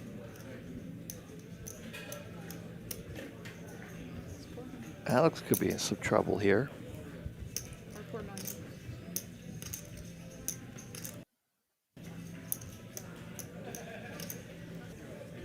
Oh man, my dad texted me saying good commentary tonight. Oh, that just warms my heart. Was to you or to me? To both of us. To both of us. He he texted me, but he did just say good commentary tonight. Okay. So I'm sure it's both of us. Well, tell him I said thanks. Mike will raise to 4 million here. Alex, has an open ender here, but has to know he's behind. I mean, I just don't see Mike really doing this with any hand that would fold to a jam. So I think Alex just has to let it go here. No backdoor hearts. Yeah, great fold there by Alex. Mike will take this one down, showing it to get a little more respect on the final table. I had a jag. Yeah, no, I was chasing too. Hell yeah. Nice thing. You got it and go. Appreciate the kind words, Joseph. I know we might be disagreeing on a few topics, but I mean, I don't see. I'm not one of those people that gets upset at people for having differing opinions, and that's. I think the world needs more of that, where you need to be able to, have just civil discussions with people that have different opinions. That's right. Yeah, don't just flat that. Appreciate the kind words, Joseph. Thank you so much. If you're enjoying our content, I do highly recommend you hit that like button, hit that subscribe button. It helps our channel grow. Commentating here is better than the Poker Go stream. Let's go. You gotta like that. That's good. They weren't saying that last week. That's because you're back there. No, I'm kidding. Last week's commentary, I don't want. Mark did an excellent job. I like Mark being in here. Wait, Mark Wade was in here with you? No, Doc. Mark. Okay. He told me his last name. What is his last name? Starts with a T. It's a hard name to. You know what I'm talking about, Doc. Yes, sir. Toulouse? Is that his name? Something? Yeah, that's still the flush draw. That flush draw is one of the worries. If you're enjoying all this tournament action here in Dallas this past weekend, you're going to enjoy it even more next month. August 17th through September 4th, we're running the Poker Atlas Tour in Dallas, Texas. We have 2 card rooms here. We got one in Dallas. We got one in Las Colinas. We're going to use both of them for this awesome tournament series. And we're going to end it with a $1 million guaranteed. That's right. We're bringing the $1 million guaranteed back to Dallas. It's been about 2 years, or it will be 2 years come September, since we had $1 million guaranteed. Our last champion, Johnny High Roller, won over $350,000 off of a $900 buy-in.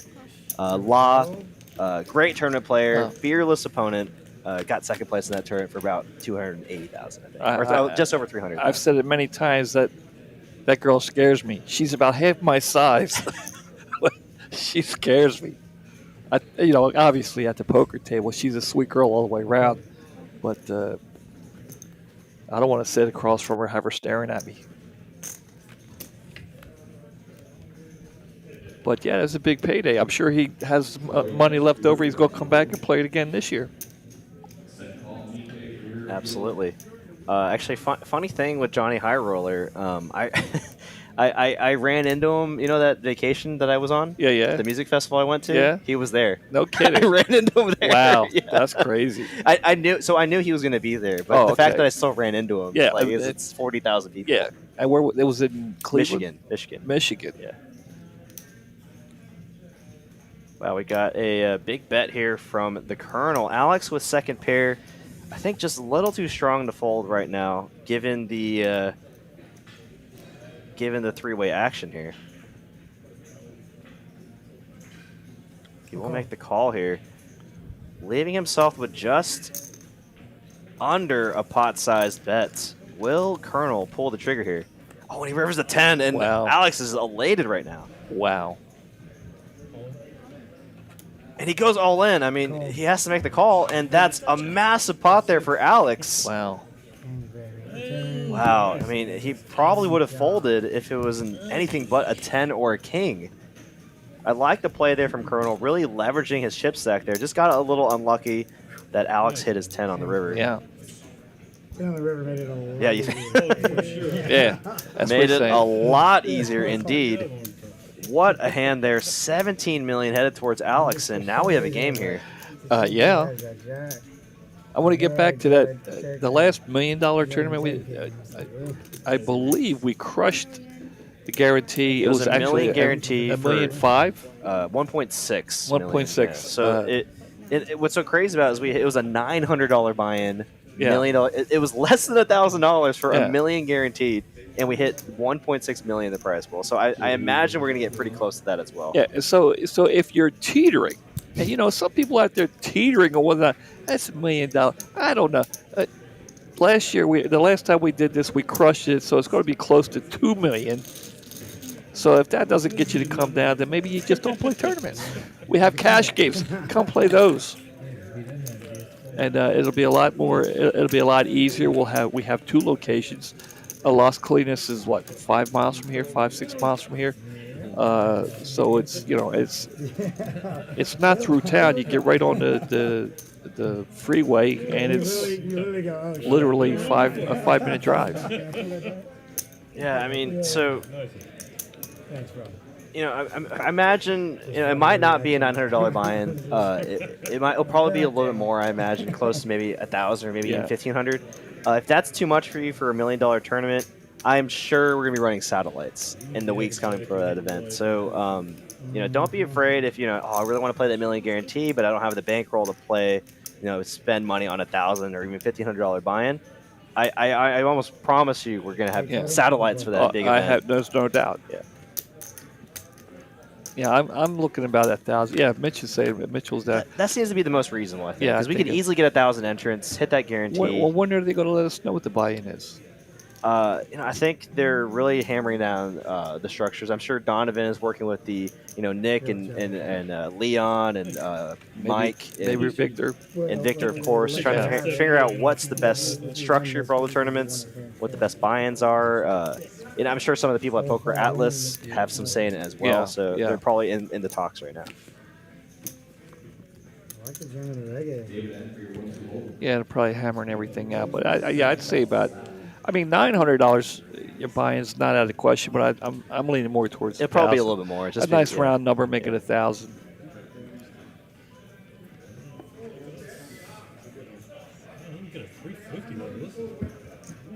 And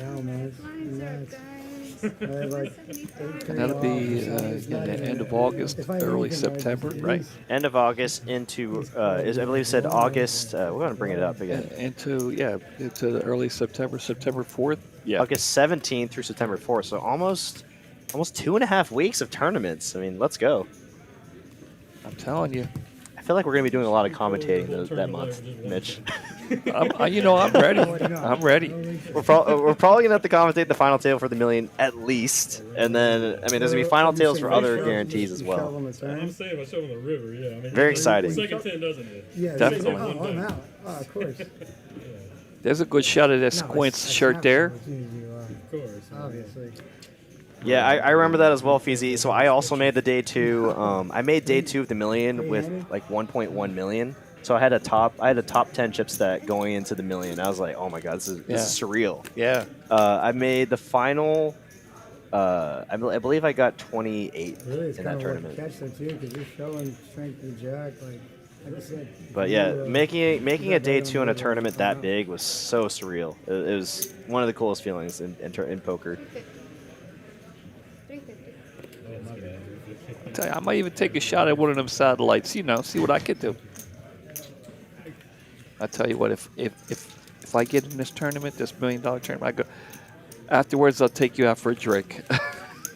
if you win, or? If I make the final table, if I cash, but I got to make the final table. Actually, one of our dealers, he's actually dealing tonight. Zeus, he final tabled the $1 million tournament 2 years ago. Oh yeah? Yeah, he got 9th, unfortunately, but it was a nice little score of about 32,000, I think. So that's okay. Mike will look down at a couple of picture cards here on the button, and he'll raise it up, right? Go raise it up. Yeah. Colonel go throw away King 10 3-handed. Interesting.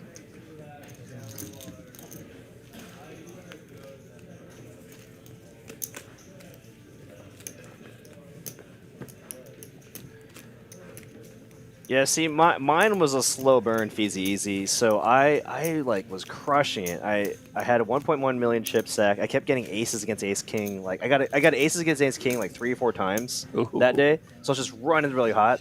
We get to the final 4 tables. I swear to you, I fold for 2 hours straight. Ooh. See, that's it. I can't. I fold for 2 hours straight. I blind all the way down to like 9 big blinds. I'm like, wow, this is so annoying. And like, and you know me, I like to get in the mix. I want to play. Yeah. I like to be aggressive. I literally couldn't even make any aggressive plays because I just could not get anything going. Uh-oh. Mike's got a hand here. Wow, decided to just slow play this time. Oh, he flops top set. Wow. Unfortunately for him, Colonel didn't get any of that. But he's going to take a stab at it, looks like. So you go check the top set. This is what I'm talking about. You check with this stuff. You get the Colonel to fire out. Now, I think you just call. When he calls, the Colonel knows something's up here. He doesn't have much of anything. So he's going to check. Yeah, he's done with this hand. Front door hearts do come in, but top set should still be very, very strong in the spot. Yeah, and Mike will take it down. Yeah, no, it was pretty gross, Feezy Easy. Like, I was just sick. I was like, I just want to play. Yeah. Give me something to just bluff with. Give me ace high even. Like, it was like 9-4, 3-4, 8-9, or 8-4. Like, that's brutal. Make you want to punch somebody in the face. Well, that's when I started calling clock on people. Because I was just like, I was getting frustrated. The frustration, Come on, guys, we got to move along. But that was a really fun tournament and definitely a memory I'll cherish for a very long time, just because it was so surreal. If we see Mike, the boss man, Mike. What's up?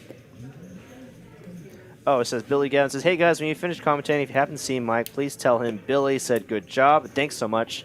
Yeah, Billy was actually, I believe, our last lady to make this tournament. Oh, so she's talking about the mic at the table now.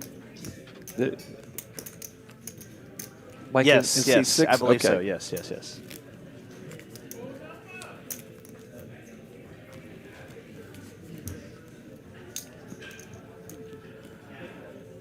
Well, here we are, Derek. We're down to 3 players left.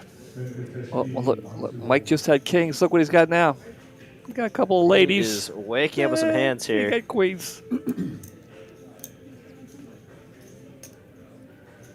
He's getting hot at the right time, but I got to say it, Derek. The top story, the final table, it's got to be a Squints shirt.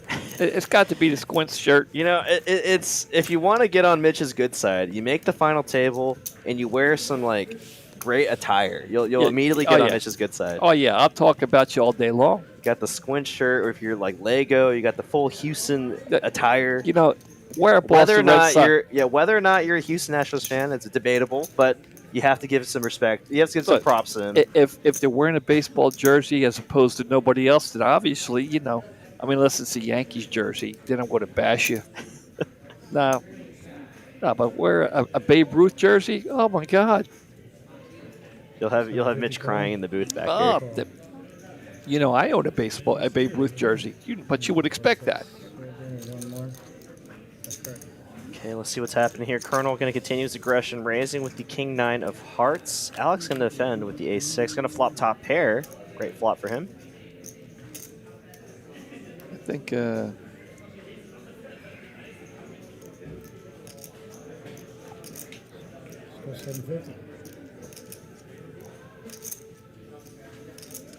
He's going to go ahead and lead out.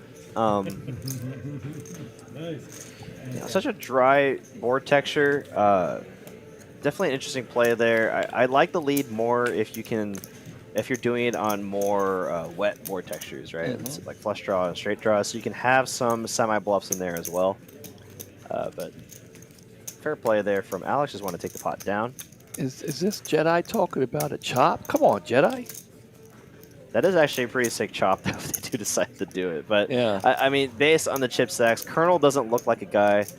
That guy's got 30 million. He's not going to chop. Or he's got like 28 million. And Alex is running hot. He doesn't want to chop either.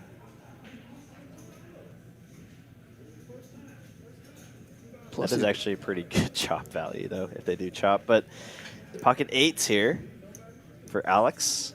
750. You know, and not to be outdone, you know, Mike's got a pretty cool looking shirt himself, you know, with the ace of spades.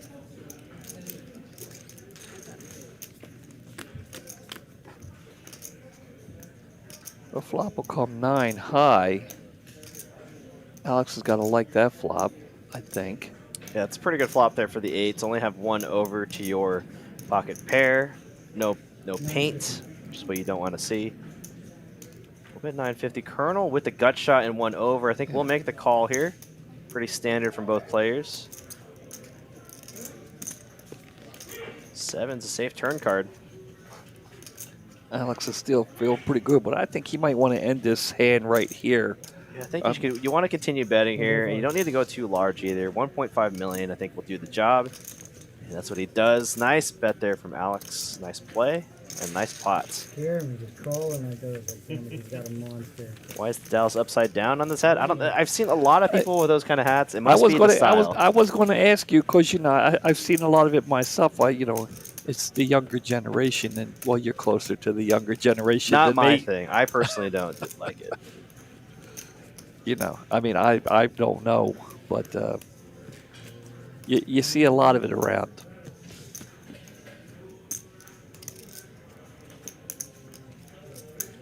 I don't know how I would feel if I saw a Boston Red Sox hat upside down. It's just not something that they would. It's like having, you know, you see the Angels have the beach balls out in the stands bouncing around.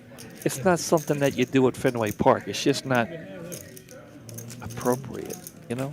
But look at these chip stacks now. They're all pretty even right now. I mean, no one with the overwhelming chip lead, no one short either. I mean, a lot of play. Yeah, you know, I don't think anybody wants to chop. If anybody might want to chop now, it might be the Colonel, because these guys are starting to get hot now. But not saying that I think he does, because I don't think he does.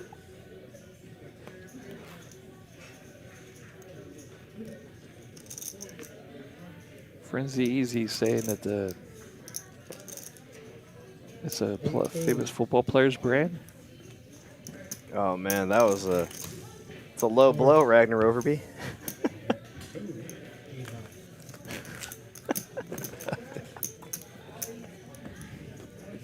Wow, it's a below the belt shot there. I like it though. I mean, you know, it is funny though. That is really funny. I like it, but you know, I don't know. I mean, but then again, I'm not a Dallas fan.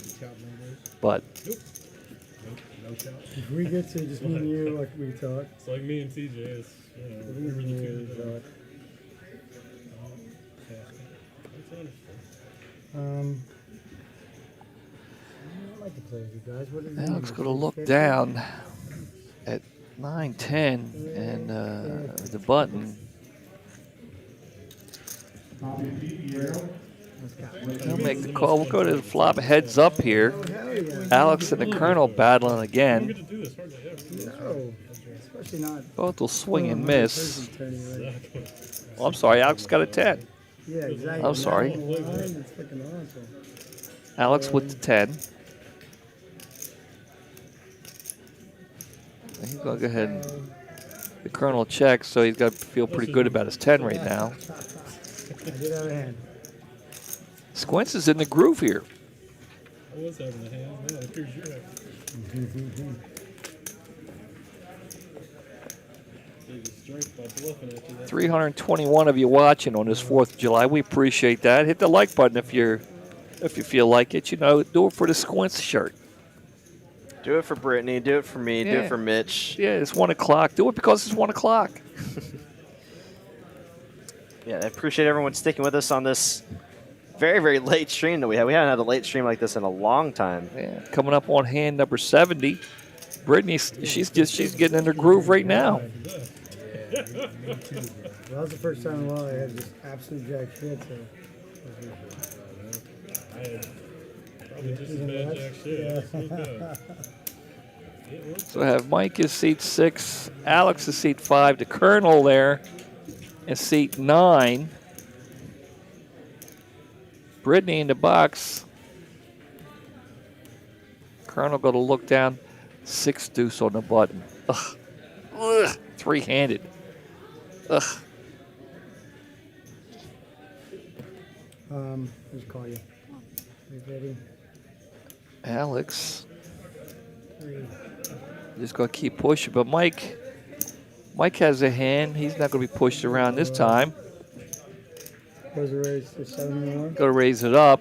9 can go. 1 million and 50.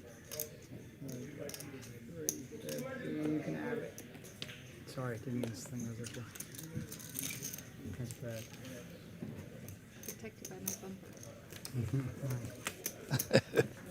bumper. Does Brittany pay rent at TCH? She lives there. It seems like it, you know. I mean, she stands out, right? Yeah, she's got to work, right? Yeah. She's a working lady. She dealt the final table last week. But, yeah, I mean, she stands out. She does an excellent job. Yeah, if y'all want to do a quick 5-minute bathroom break after this level, I'm good. You want to do it there? Mike got another decent hand. He's had kings, queens, and now jacks. Oreo Ninja 918. Yeah, I'm seeing you on the Twitch and YouTube side. Thank you so much. It says loves tourneys like this. Well, we're probably going to be streaming quite a few final tables once we have that Poker Atlas tournament in Dallas. Definitely be streaming the final table, the million guaranteed. And I imagine if we have, some other, middling guarantees or some different tournaments, we'll probably try to stream those as well. I said that we just start streaming everything. Let's stream the satellites. I mean, we streamed the free roll. Yeah. I just got a text message. Who's texting me?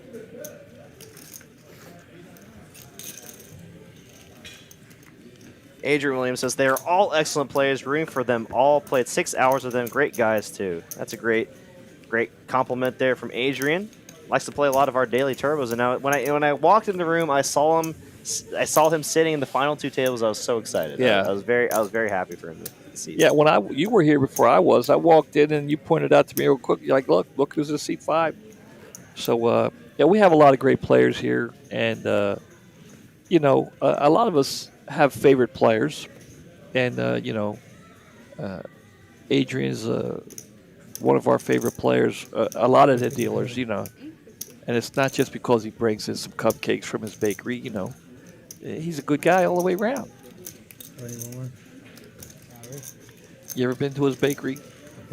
I have not, but I have tasted his goods. Well, you're engaged, right? You gotta get a wedding cake, Talk to Adrian, take care of you, maybe get you a discount. No discount needed. I'll happily pay full price for a guy like Adrian. At Dubalicious, right? Yep, Dubalicious? Delicious.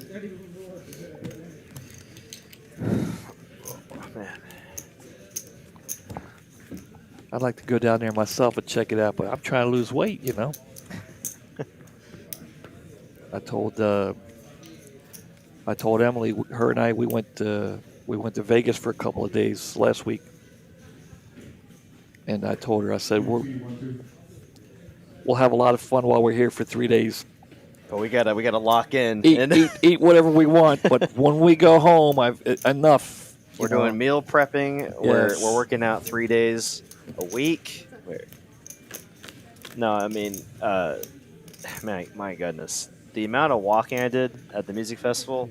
I guess now, almost a week ago now. I had my phone on me, but because there was no service, it didn't keep track of all my steps. But I kind of just based it loosely on what other people had around me. I probably walked 10 miles a day for 5 days straight. Yeah, 50 miles total. I lost like 8 pounds in that time frame.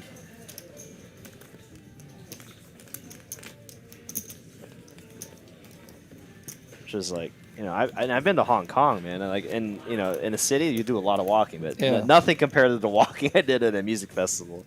Oh my goodness. Yeah, it was like, I think there was a face group I was a part of that had a lot of people in there. Like, how many steps did you take? And some people were like, I had 130,000 steps from Wednesday to Sunday. All right, let's get back to the action here. Three-way action, playing for 60,000 for first. Play with you. Louis S. 1, 2, 3, 2, 1, 2.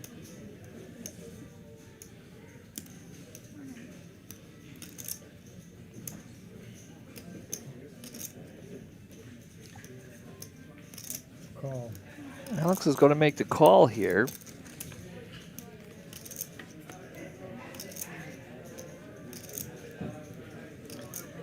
The 6 really didn't improve his hand that much. I guess maybe he could get he's got a gut shot here. The Colonel's going to head bet 1.2 million. Yeah, I didn't think Alex could call there. Adrian, Billy wants to know where the cupcakes were. I know I did. I had a piece of it. Hard to make a pair of it. I like it, Joseph. I like it. It was just big, wasn't it? Joseph is saying the winner of this tournament should book a flight to Vegas and jump into the main event. You know, if I were at the table and I saw that, it might not be in my head, but I'm like, you know what? I like the idea. It is the ultimate free roll.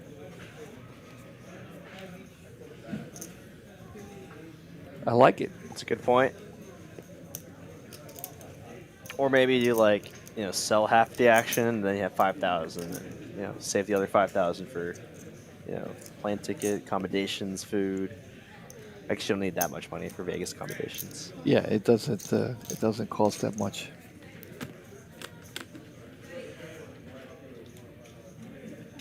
It's a great flop here for the Colonel, flopping top pair. You will check back. A little pot control, a little deception here. King, top pair with the 8 kicker. Definitely a 2 street hand for value. I'll take this one down. Mitchell, there's no doubt in my mind you would do that. It's already in his mind already. That probably was his plan. Let me go down here and play this tournament here. Make the final table, crush it, then I'm going to fly out to Vegas.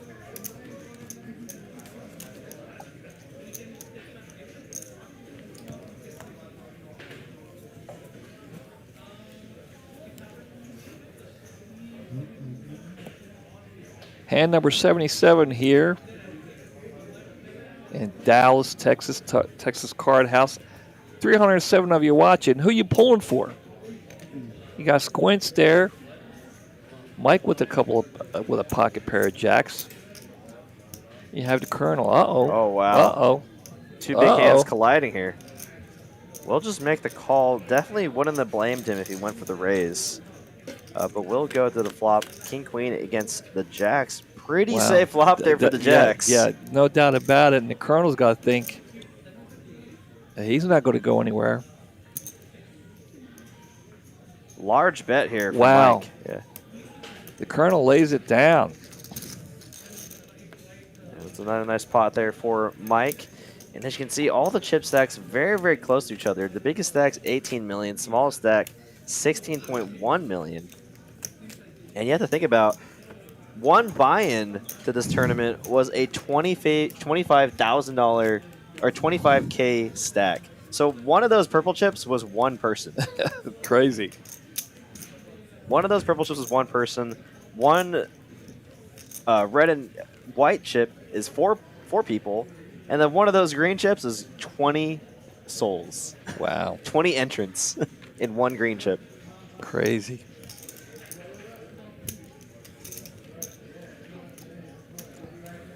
So as we're watching right now, who are y'all rooting for? We got Alex in the 5 seat. We got Mike in the 6 seat. And we got Colonel in the 9 seat. Who are y'all rooting for? Let us know in the live stream chat. We got Alex. We got Mike. We got Colonel. Jedi calling for the chop again. Look. Come on, Jedi. Oh, wow. Alex is going to flop the nuts here. Look at that.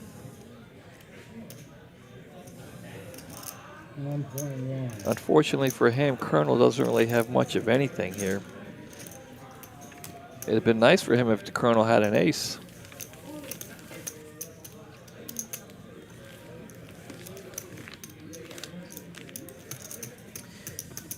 Actually, I did miss Adrian's question. You guys going to stream the free roll next weekend? So we streamed the first free roll, so I don't see why we wouldn't for the next free roll. I will let you know as soon as we find that out. Oh, next Saturday's a free roll? Or next Sunday or something? Yeah. Not sure. How often do y'all do the free rolls? Every single quarter. So 4 times a year. And the way you can qualify for those free rolls is you have to play our daily tournaments here at Texas Card House Dallas. And every entry gets you a point on the loyalty side. And then on the cashing side, say you buy them for a tournament for $100 and you cash for $1,000. You take the $1,000 cash divided by the buy-in, $100, and you get 10 points. So that's how you determine how many points you get from cashing tournaments. And then, like I said, you get 1 point for the loyalty side for every entry. And these are just for our daily tournaments. So our bigger tournaments like this do not count towards the free roll, but all of our daily and weekly tournaments do. Okay, this could be an interesting hand.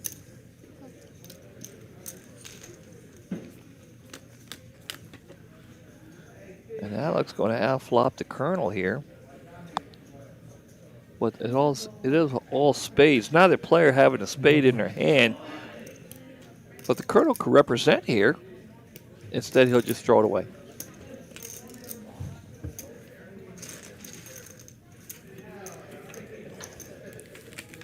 You ready for another slice of pizza yet? Oh, you haven't had one yet at all. I got 2 slices left. Somebody was eating on one. Was that you?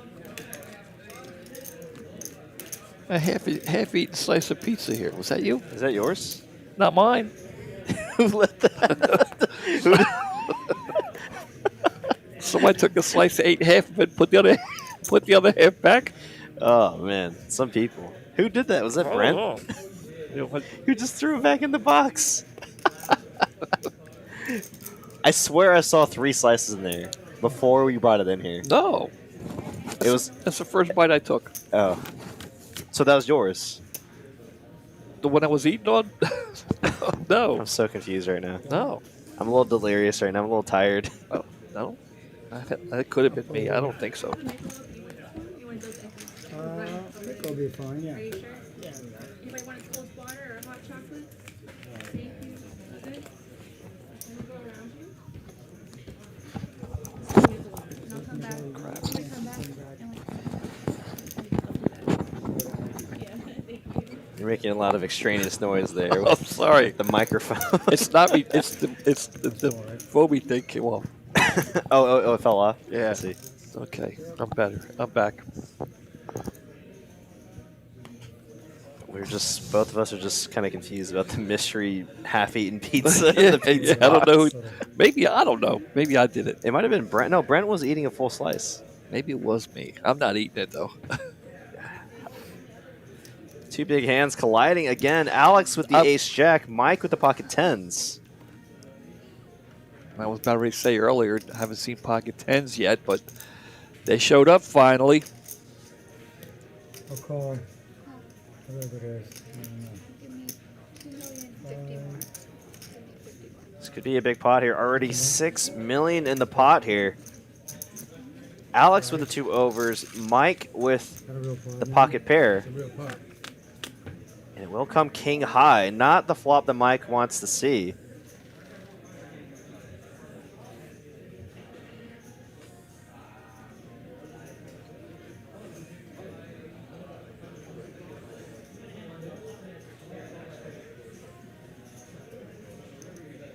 That's the 2.5.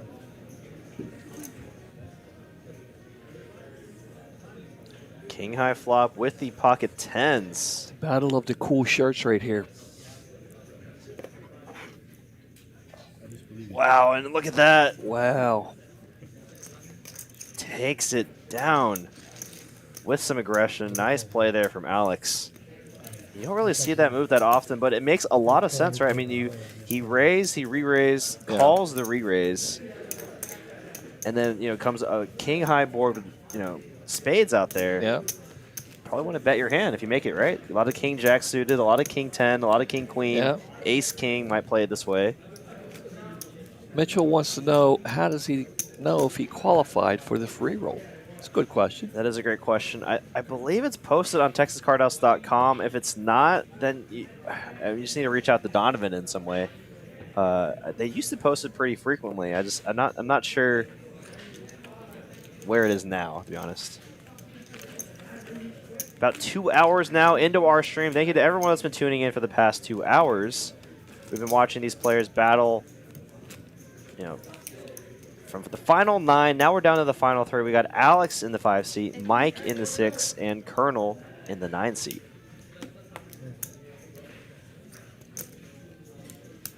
What do you have? 2,136 entries. Is that what we had? I don't know how many individual unique players there were, but I mean, entrance is a good. Yeah. I mean, that's a great turnout for a tournament like this. Down to the final 3. 2,136. Down to the final 3 here. Texas Card House in Dallas. Hand number 85. I can't wait to see who wins. I'm excited. I'm trying to find the link now.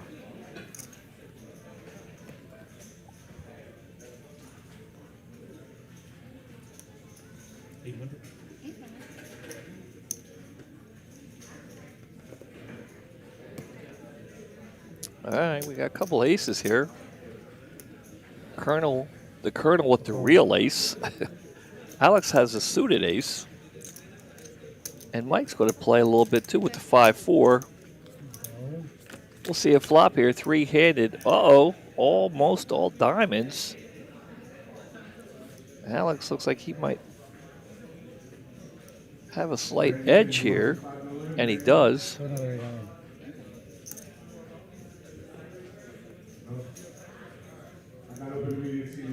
Colonel's not so quick to lay down the ace-king as Mike was the 5-4, but he will lay it down. Adam Hernandez, one of our dual rate floor supervisors here at TCH, says, doing a great job, guys. Happy 4th. Appreciate it, Adam. Thank you, Adam. Appreciate it. Happy 4th to you, young man.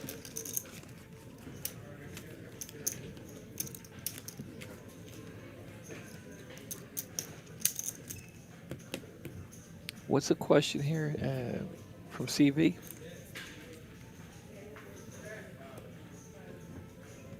Alex going to look down with the button with the A6 and throw it away.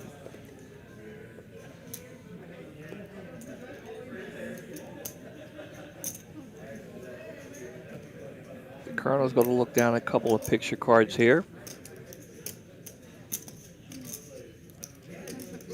He's going to raise it, looks like. Mike will wait the call. We'll see a flop here.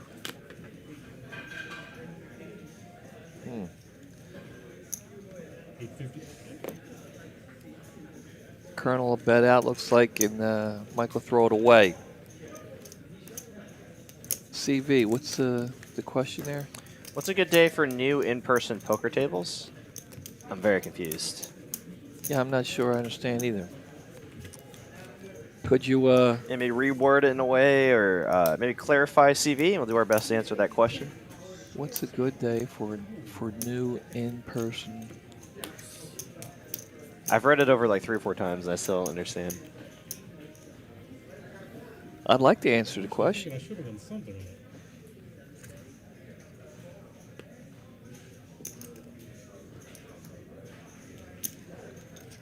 The Colonel with a 9-8 of diamonds. We'll get no action. He'll take it down. Brittany will move the button and shuffle the cards again. Hand number 88 of this final table. 88. Michael Irving.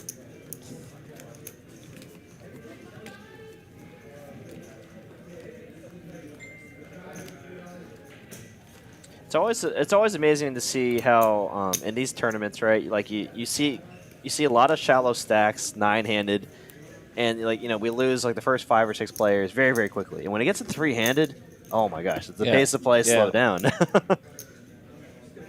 It like tournaments really find a way to make you earn that top prize if you're trying to win the tournament. It's like, oh, I'm finally at the final table. It's like, no, you probably got another 3 or 4 hours of play before you can win this tournament.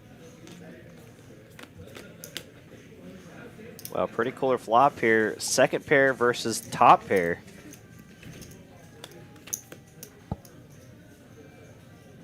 So we'll go check on the flop. Mike will decide to lead this turn card. Colonel with the top pair, definitely not going to fold.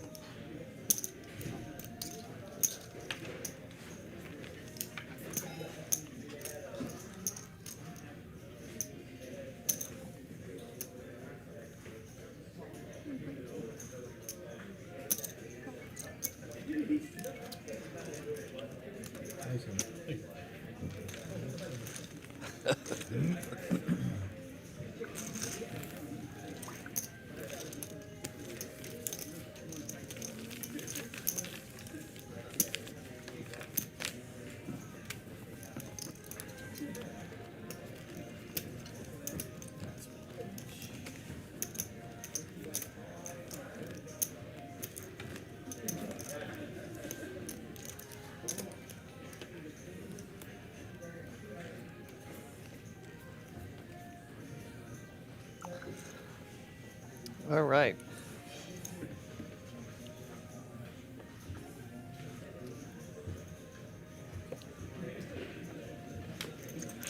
Looks like the Colonel will get a walk. What's the payouts we got going on for these 3 gentlemen here? Yeah, it's been a while since we've seen the payouts. It's a great point. Down to our final 3 players. Each player guaranteed $28,500. And then second place for $42,000 and first place $60,000. So, of course, all the big money always in the top 3 places. That's a big jump there. Lots of money up for grabs tonight. You can take the Coke. They're not his. Okay. Thank you for bringing it.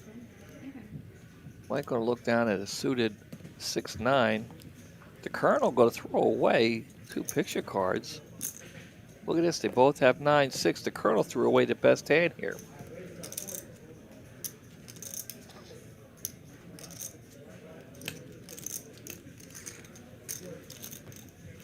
That's right, Mitch.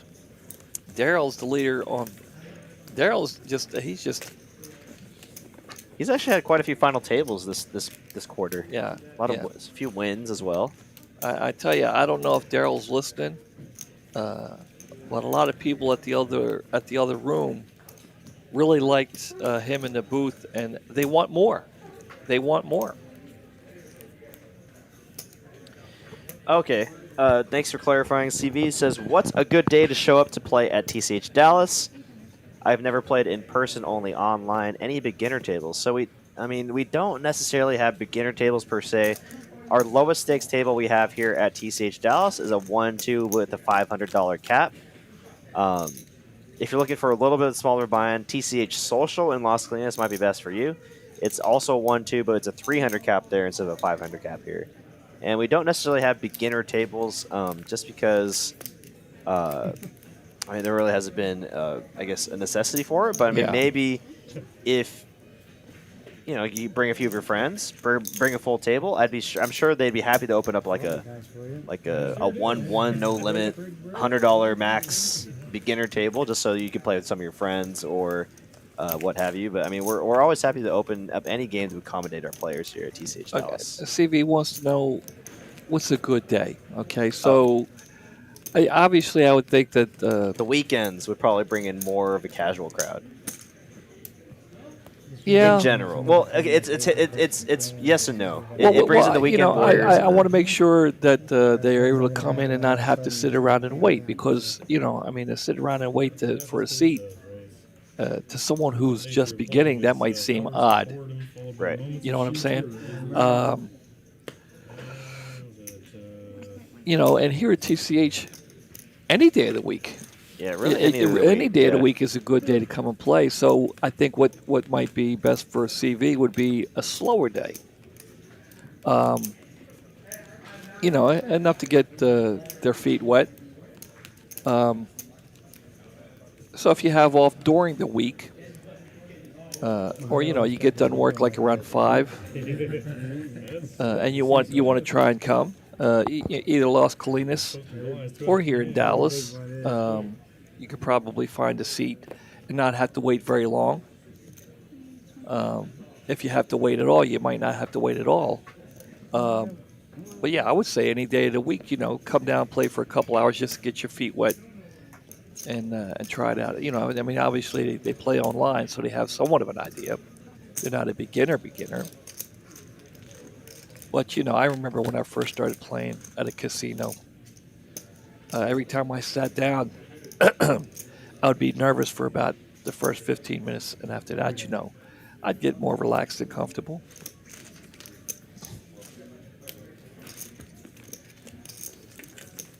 All right, well, looks like the Colonel and Alex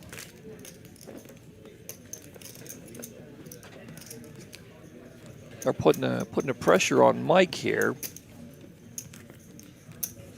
There's Poker Monkey. Well, we were talking about you earlier. There he is. There you Played go. a satellite for the main today. 567 entries, 28 seats. Made it down to 60. He's playing day 1 C. We were talking about you earlier, Poker Monkey. We were sending all our best out to you in the main event and the satellites. Good luck to you, sir. Hope to see you on the final table of the main event. I told him, I said if he makes the final table, I'm flying out to be on his rail. Me too. If he'll have me, obviously, Actually, we'll fly out. Obviously. If Poker Monkey makes the final table, me and Mitch will fly out, and we'll get one person. We'll like split the cost for another person to fly out too. Yeah, there you go. I like it. Of his choice. Of his choice. Choice. Obviously, his family. I don't know how many people you're allowed to have on the rail. Obviously, his family comes first. But if he has room for you and me, I'll gladly help pitch in for flight costs. Yeah, Are we taking care of hotel accommodations too? Restarted, right? Well, I don't we might be digging ourselves a hole here, but well, for the final table, for the one-day final for table. the one-day final table, I think what's the it flight. like? What's it like $100 for hotel accommodations That's for true, one that's night? true. Yeah. Accommodations 5 minutes to go out and watch Poker Monkey take down the main event. So we're making a call, Poker Monkey. If you make the final table, Derek and I fly whoever you want, one person out, and we'll put up the for one night hotel accommodations. I like playing in Hollywood or Paris or Aria. So it looks like they are going to take a little bit of a break here. A short 5-minute break. I heard from Cooper, but let's go over a few things, exciting things coming up. I like it. So we do have, a weekly. No, excuse me, not a weekly, a monthly $50,000 guaranteed tournament at Texas Card House Houston if you're located in the Houston area. $560 buy-in, 30K starting stack, 20-minute levels. Again, a 50K guaranteed tournament. It starts at 6 p.m. and that'll be the first Thursday of each month down at Texas Card House Houston. And if you love tournaments as much as we do, you'll love the Poker Atlas Tour up in Dallas, Texas. I can't wait.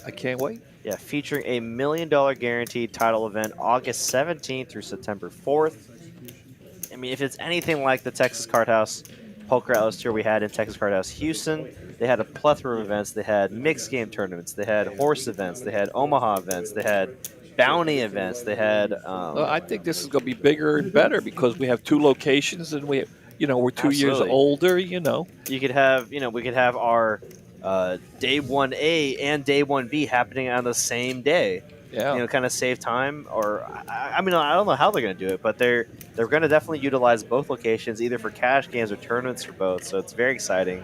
Again, August 17th through September 4th. Yeah, and don't forget the $1 million guarantee. $1 million guaranteed title event. And how much we crushed it last time. So it should be, And it's just in time for the 2-year anniversary since our $1 million guaranteed event. It was a $900 buy-in, $1 million guaranteed, and we smashed the guarantee with about $1.6 million in the prize pool, over $350,000 for firsts. Almost double it, and that's almost doubling $1 million. So it's very exciting. Killer stuff.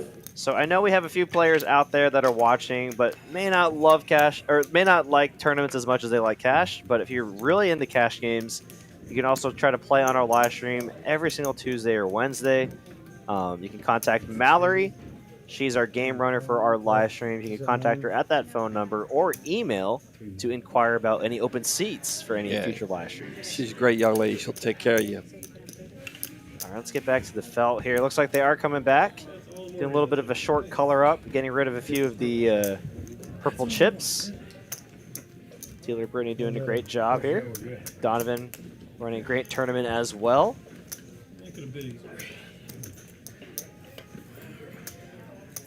Pokemon says, thanks for all the encouragement. Absolutely. I tell you, I want to fly out to Vegas. I'm excited. I want him to make the final table now. Then we just so we can have a whole TCH rail. Yeah. I might even wear my TCH shirt. Maybe. I definitely will wear my TCH shirt.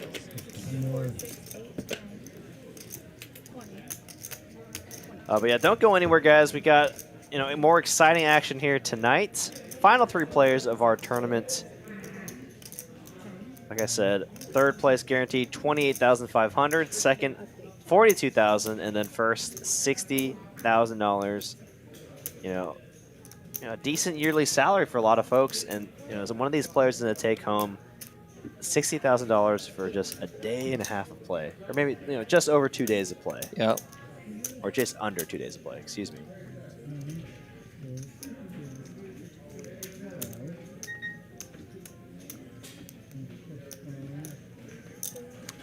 Lorena in the chat. How's it going? Kevin in the chat. What's up? This is great job, Mitch and Derek, and the whole TCH team this weekend. Appreciate it, Kevin.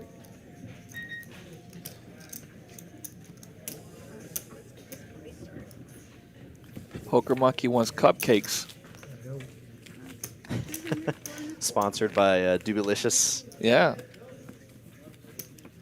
So I think he would. I think what he's saying is that if he makes the final table, when he comes back, he's buying cupcakes for the whole room. For everyone. Yeah. He said everyone. So just, that includes viewers, that includes staff, players, everyone.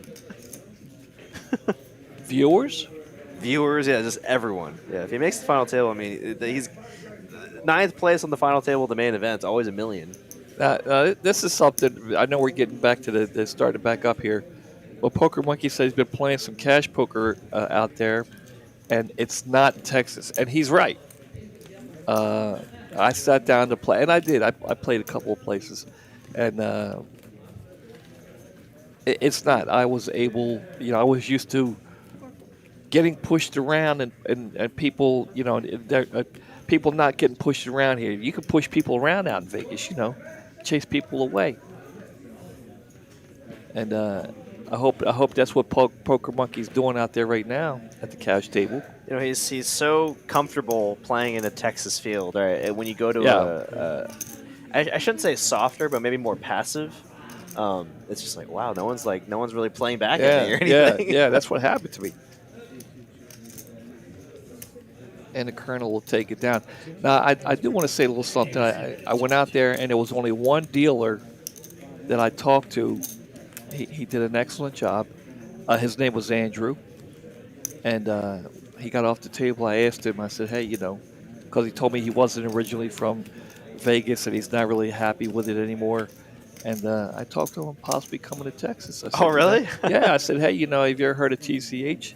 I said, have you heard of Texas Card House? He goes, oh, you mean TCH? I said, yeah.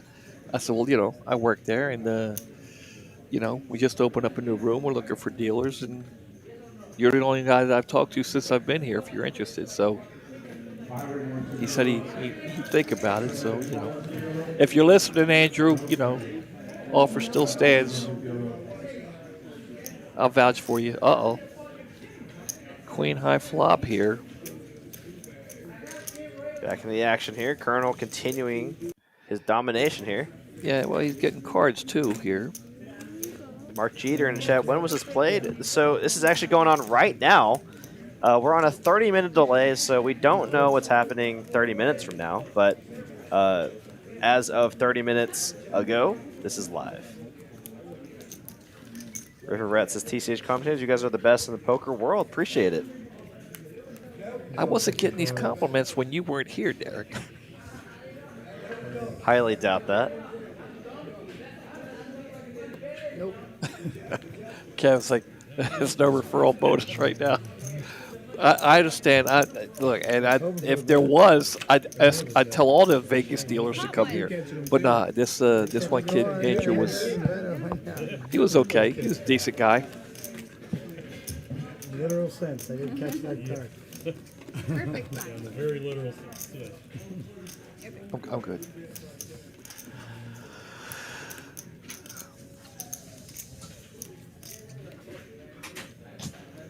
So Colonel's going to try and pull away here. He's getting the cards running hot now.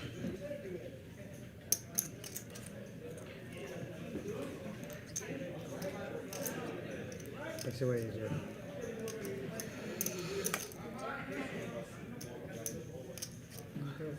Colonel will make the call. Actually, Alex, he wants to see a flop, so we'll go to a flop.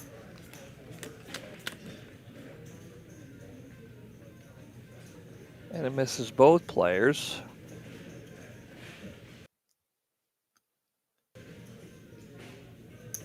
but 8. And Alex will make a bet and take it down. Quick and generous. That's what I tell the ladies too. Hand number 100 here at Dallas, Texas Card House. Happy 4th of July, everybody. Appreciate you checking it out. Brittany, I'm sure she appreciated the break, though. She's been nonstop here since started the final table. I had the quick rolls to do tonight, bro. We outlasted. It's all right. I got nowhere else to be now. Alex going to look down at a 10-8 here. It's pretty nice. I'm playing golf in the morning. That's all. Not sure what to do with a three-handed. Doing a lot more money than you had yesterday. Damn right. Damn right. I'll fold. It's pretty sweet. Pretty sweet. A little fun. Snow Woman wants to know why a 30-minute delay. Why so much? Well, with the bigger tournament, the bigger payout, Nice to get here. we thought we'd give the players a little bit more time Yeah, for 60K, how many hours would you be willing so that they won't necessarily feel rushed. I think a 20-minute delay would have been okay, but, 2 day level? you know, 30 minutes okay, I guess, once we get started. Yeah, we just the main reason why we went to the 30-minute delay is because there was a situation where I think Tyler said a hand took about 12 minutes. Yeah. And if we stay with our 15-minute delay, then we'd have to, if a hand caught up, then we'd have to pause the stream and just be a real pain. So just in case something like that happened, just because they're playing for such money. Well, Rudy's got a question here, Derek. I'll let you answer it. And we'll get to it right after this hand here, as we might be getting the three-way action. We got something going on out in the room. He's got Squints' attention there.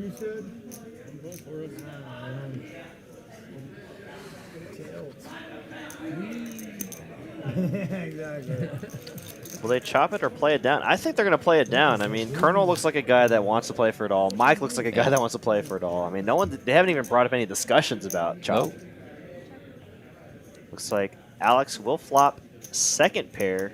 Currently the best hand.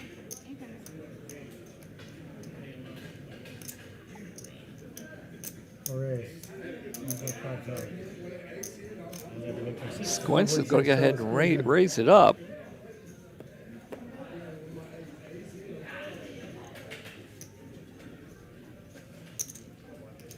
Well, Colonel will make the call here. Wow. Ace of spades in the hand of Colonel here. Awesome turn for the Colonel here. Giving him all kind of flush outs and a gut shot as well. Straight outs, yeah. That's right, Kelly. The Colonel's hot right now. And he'll take it down. Great play there from the Colonel, using his ace of spades. That's a semi-bluff there. Right now, I don't think Alex really wants to mess with the Colonel. They've got Mike on the ropes here. I think he's just going to try and just focus on him. It's a pretty big pay jump from 3 to 2. Rudy has a question here. Right. Derek, you want to? I'll let you. Yeah. So what it says, he's asking, what do you have to do to be a dealer at TCH? Well, the best way is to apply at texascardhouse.com. Once something becomes available, our hiring manager, also our AGM at TCH Dallas, Leon, would reach out to you. Either Nick or Leon, one of the two will reach out to you about an opening in one of our 2 locations. And then Leon handles all the auditions, so he'll probably be the one who reaches out to you.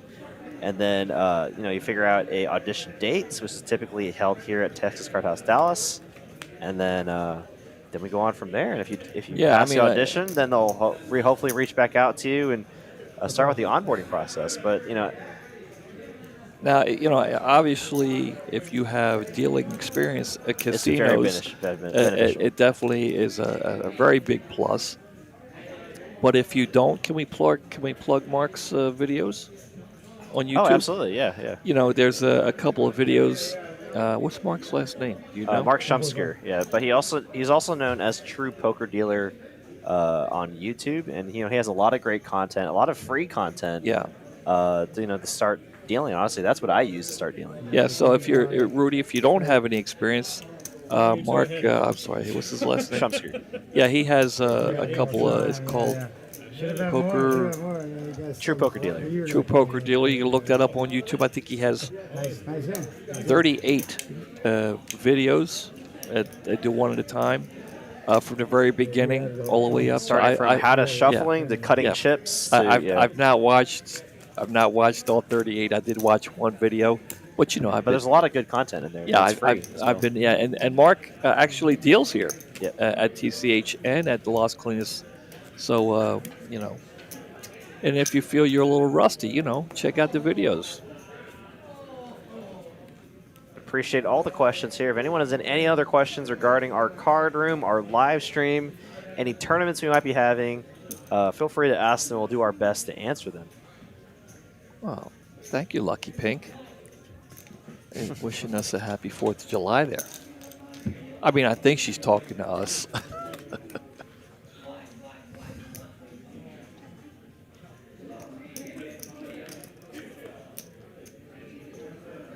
What are they looking for in an audition? Well,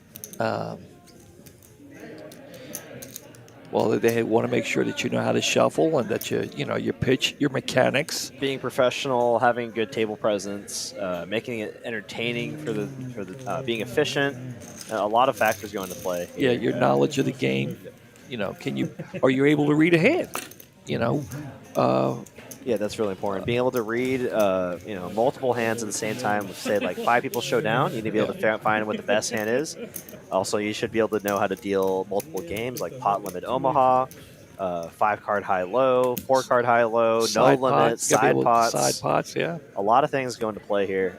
Being able to deal here at TCH, especially since we've become so competitive in terms of like how well our room is run compared to other casinos or card rooms around the country. We started to become very selective on our dealers. So, sounds like a good cash game. Okay, Lucky. Lucky's the guy.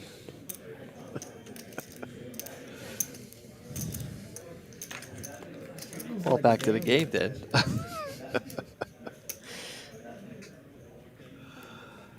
The flop is no help to anybody here. The Colonel will check, so Alex is going to try to take advantage of that, and we'll take it down.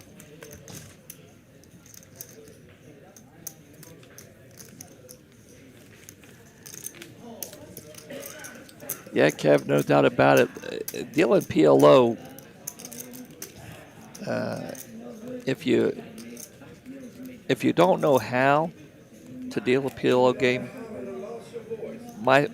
my suggestion is you learn. You practice and you practice and practice. Because if you come here to TCH, you're going to deal a lot of PLO. Yeah, for sure. You're going to deal a lot of PLO. I think that's our specialty. Would you agree? I don't think I've ever seen any place that has as many PLO games as us. I mean, when it's really rocking and rolling, I mean, there'll be two PLO games going at social, 4 to 5, 2-5 PLO, sometimes a 5-10 PLO, and I mean, I usually see at least 1 or 2 PLO games here at Dallas. So I mean, a lot of PLO. Definitely a game you need to learn how to deal.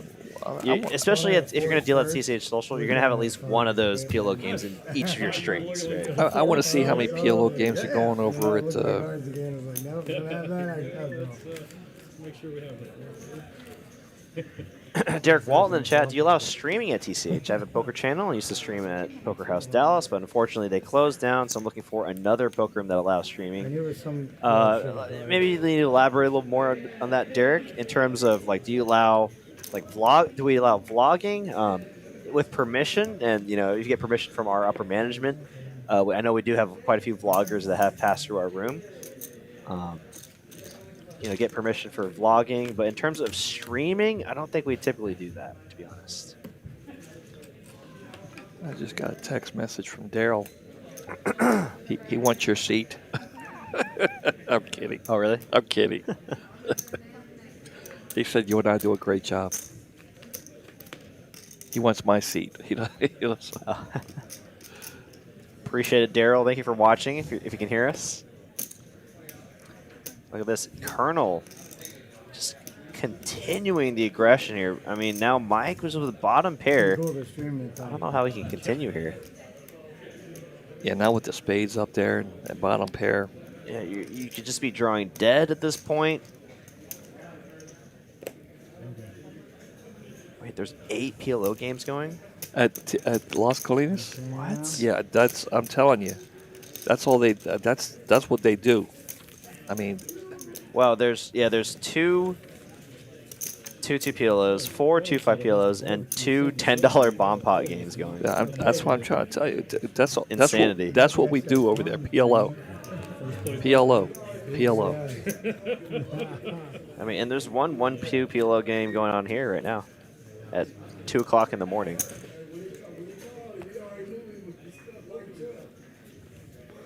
My girlfriend was definitely. He said we're doing a great job. Thank you, Daryl. I will. In case you're listening, Daryl, and I'm assuming that you are, a lot of comments, a lot of compliments over at Las Colinas. They loved you in here. They want you back. So if you're interested, we can try to fit you in somewhere, right? Oh, absolutely. Yeah. I'm sure there's going to be some kind of show or something I need to go to on a Saturday. Or I need a night off or something. I'll call you. Oh, wow. And looks like we have an all-in from Alex and a call from Mike. Yeah, Mike's getting a little frustrated. I don't blame him. I don't blame him. These guys are just sitting around, and he's card dead now. He's getting find pushed diamonds around. are 4. Oh my gosh! At that. Look, a royal flush draw here. He's already. Are you kidding me? He's already got the goods. I wanted to see the jack of diamonds. Just flops the absolute nuts with the king 4 of diamonds, and Alex is now the short stack. Wow.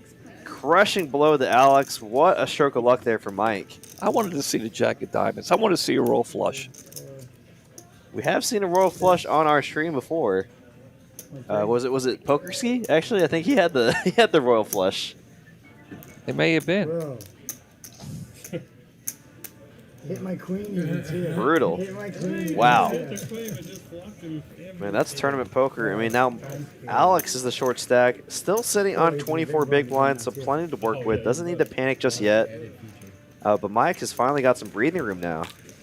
Mike got tired of getting pushed around. Twice in a row. Decided to make a stand. Killed on the, And what timing? I will bet in the arena, though, so it's my bad. You called down with the best hand. Yeah, no, I mean, I didn't get it wrong. I just, again, Kind of get the feeling Mike's feeling breathing a little easier right now.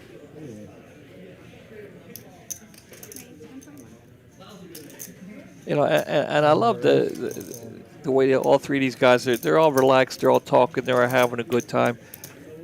Whoever gets knocked out next, they're still making a lot of money. But you know, they 28,500 to be exact. So so it's enough money that they can relax. They still want to win, but they didn't want to finish. They didn't want to come to the final table and finish 9th or 8th. They're the top 3 now. We can relax. $28,000. They do want to win, and they're trying. But you can see all 3 of them are breathing a little easier. They're more relaxed now. They had that little break they just had. Maybe had a few refreshments. Yeah. Maybe a snack. Yeah, they got the chocolate chip cookies over there. I don't know if we have any more, Adrian. I tell you, I felt bad. I'm lying. I didn't feel bad. Adrian came in a couple weeks ago. I was here, and he brought in a bag of cupcakes with some pecan pie. And I think he told me I could have one, but I'm taking the whole bag. I came in the next day. I saw him the next day. He goes, I said, was that a whole bag for me? He goes, no, I didn't. So I took somebody else's cupcakes, I guess.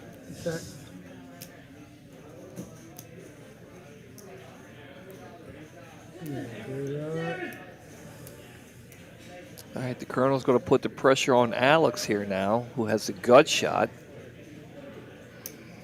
A Jack or a 9 will also help him, but I don't know if he...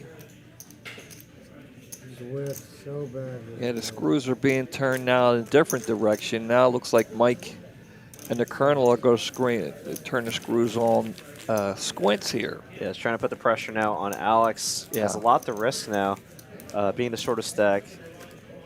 I know he's Mike. What's your name? Alex. Alex. Yep. They call me Colonel. They're just now meeting each other. It's like, oh, by the way, my name. Yeah, we've only been playing for 8 hours with each other. What's your name? Yeah, well, I mean, like I just said, it wasn't 5 minutes ago. The guys are all relaxed and having a good time, and this is what it's all about. This is what we want, you know. They come out and have a good time like they're having.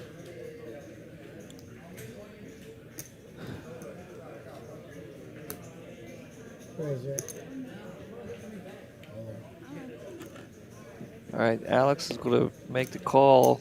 Mike's going to put the pressure on. Alex is going to make the call. Well, you got me early. Squints is looking for hearts, no doubt. Got some hearts. Or a 3. Yeah, good. Needs to find hearts or a 3, like Mitch says here. But currently, Mike way in the lead with the ace-queen. Alex looking for hearts. Hard love in the club. Just like Mike found diamonds, Alex is looking for hearts. Here's the flop, and he's got 2. Oh, wow, a sweat here. Needs to find a heart and a heart only. Or a 3 will help him out. A 3 will help A 3, as well. a heart. Oh, red card, but not a heart. Mike will win this pot, and we are down to heads-up play now. Kijijis in the chat for Alex, taking home $28,500 for his time. Not a bad score, so definitely should be proud for that. Alex, GG's to him again. But we now heads up between Mike and Colonel, arguably the 2 strongest players on our table. You called it. Great job to all of our players, but now we are down to heads-up play, playing for the title. Well, congratulations to Mike and the Colonel for making it to the final 2. Well, hats off to that young man, Alex, otherwise known as Squints, who did have the coolest. He had the coolest T-shirt, and not only at the final table, in the whole room. And he had fun. He was nice and relaxed, and was laughing the whole time. Congratulations, young man! Not only did he have a great time, he made a lot of money. How much? 28,000. 28,500, and each player now guaranteed 42,000. But they're still playing for 18 grand profit to make it a $60,000 score. Let's see who takes it down. Who do you think is going to win this? Is it going to be Colonel? Well, don't forget to go to bring the trophy out. Where's the trophy? I thought they were going to bring the trophy out. Is it going to be the Colonel? Is it going to be Mike? Let us know in the chat who you think is going to win this tournament. I might go run out there and just see, if they're still playing, just plop the trophy out. Where's the trophy? Where's Donovan? Shouldn't Donovan be bringing the trophy in? This is where they're supposed to bring the trophy out and have the cash like Yeah, the Texas overflowing Courthouse and- girls bringing with the cash and doing it. We don't have Texas Courthouse girls? We don't. We don't. Oh well. Colonel still getting it. Heads up, and he's still getting the good cards. Look at this. Mike got King 10. Colonel with the pocket nines. We're going to go heads up to a flop here. This could be it. If it comes like King high with a 9, 10 high with a 9, this could be trouble for Mike. Or Colonel could win another big one here. All right, well, we're getting some love for Micus and the Colonel here. Well, Mike's looking for a queen. Or a king or a 10, but... A jam here for Mike would just be pretty sick. Oh, he's just going to make the call. Oh, I thought he got a queen.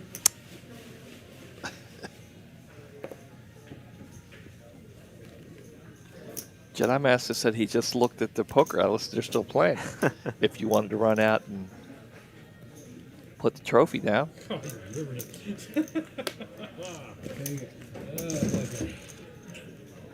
And Mike will win this pot. And now we're even now. Look at that. Look at this. In one hand. Even stacks, 26.9 million. Mike with 24.4 million. This is anyone's game.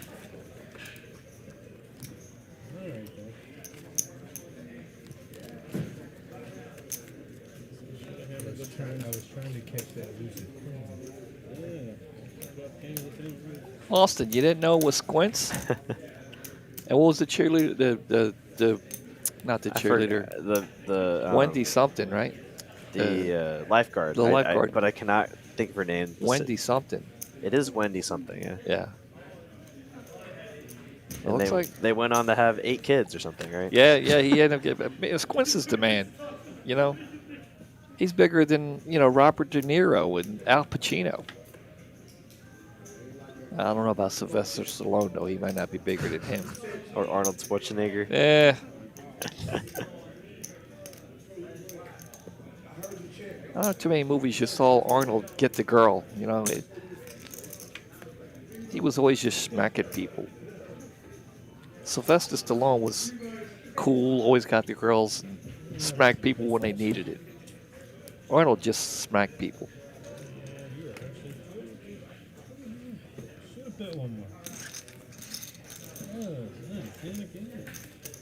Queen high. We'll take that pot down, and now Mike ekes out the chip lead here. Wendy Peppercorn, that's it. Peppercorn, yeah. I mean, in the Terminator movies, you ever see Arnold get the girl? Well, he's a robot. And he chased John Connor's mom all around the time. He never got her. Again, he's a robot. Let's see. I think in Kindergarten Cop, I think he got the girl there in Kindergarten Cop. He got the girl in Conan the Barbarian. Yeah. Well. God. Well, even in Eraser with what's her name? The Miss America chick. What's her name? Wendy Williams. Was that her name? Another Wendy? I think it was her name. Let's see here, Colonel with the King Jack. We'll make it 1 million to go. Something Williams. She was a Miss America chick.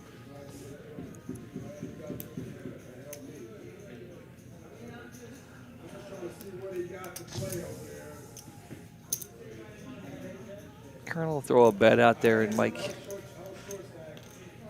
he wants to get to the next hand. Yeah, True Lies was the movie. What was her name?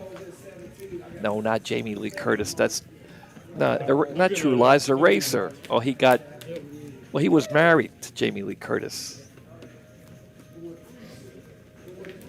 in True Lies. You ever see that movie? I'm sure I have. I can't think of it right now. Did Sardine play today? I don't know. I'm not here. Well, you were over there with me at Las Colinas today. I wasn't here either. I don't know. Colonel, wow, look at this with the Ace King. Even heads up, Vanessa Williams. Thank you. That's her name. And just and look at flops this. top 2 pair here. Well, luckily that 9 is a club and not a spade for Mike. Yes, Vanessa Williams. She was the first black Miss America. Oh. She also was the first Miss America to lose her crown. Oh, really? Yeah. Interesting. Yeah. Quite the scandal, huh? Yeah, it was. She was posing in a magazine. Ah, I see. Yeah. But she was, she did a great job in the movie. She actually sings a little bit too. Probably one of the more famous Miss Americas. I liked her. All right, 265 of you watching. Hand number 177 here being dished out by Brittany.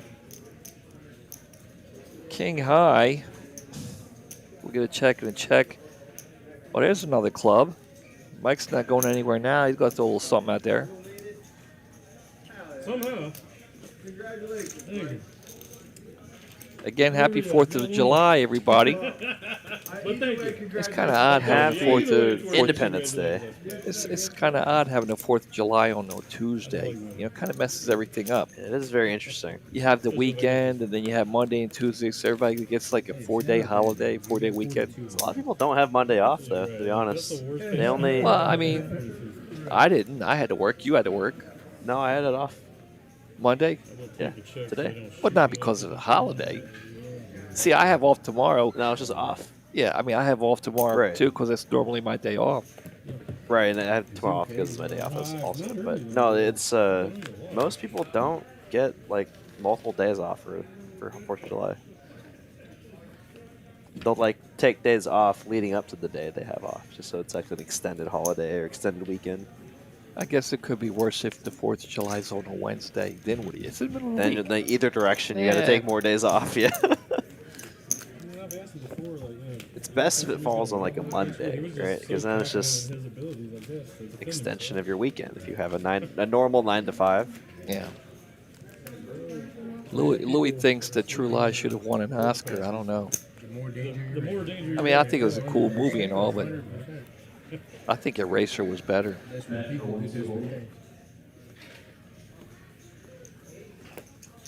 So, here you just got back. You went on a little vacation there to Michigan, Wisconsin.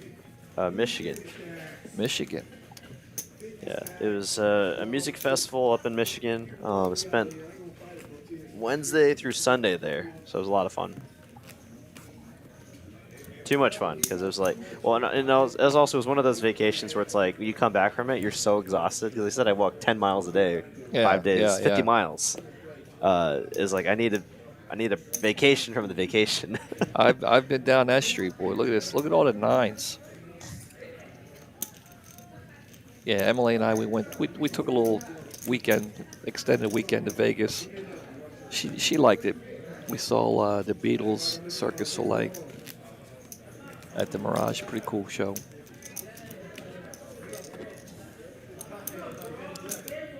We'll be going back to the East Coast in October. Probably catch a Billy Joel show. She wants to go back to D.C. She wants to check out the museums. Yeah, we talked about this, I think, last time before I went on my vacation. You got to see the Spy Museum, Yeah. I know that was one of Lauren's favorite museums when she was in... Yeah, I checked it out. Scott Freeman asking, was it Orion Music Festival, Derek? No, it was Electric Forest in Rothbury, Michigan.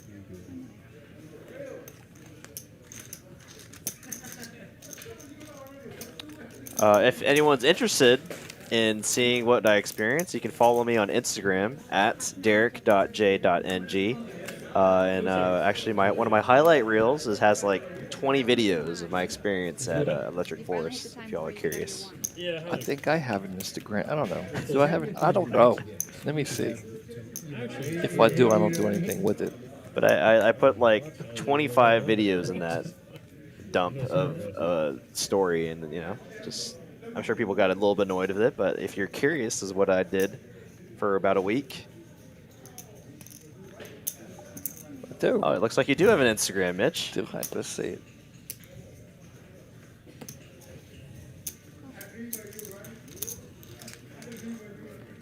Wait, if you search. You're going to have to show me because I don't know. Oh, wait. Wait, what's going on? Well, Mike's got to get the better of this flop, looks like. Uh-oh. This could be interesting. Wait. 2 diamonds. The Colonel's got 2 diamonds. Here, you're following me now. Okay.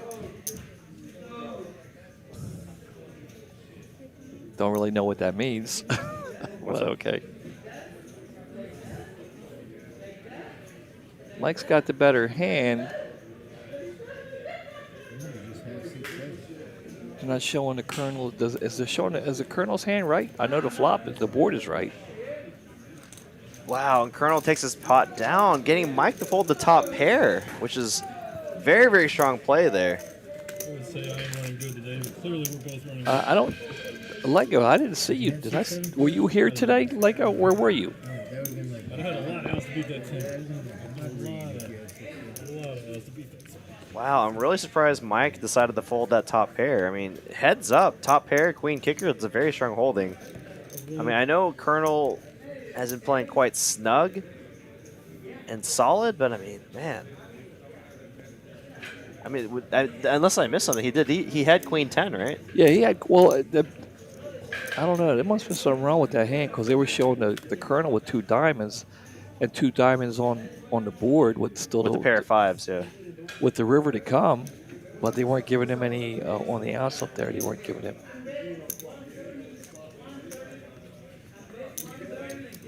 Did I see Lego today? Are you sure? Mitch wasn't even here at Dallas Lego. He was at Las Colinas today.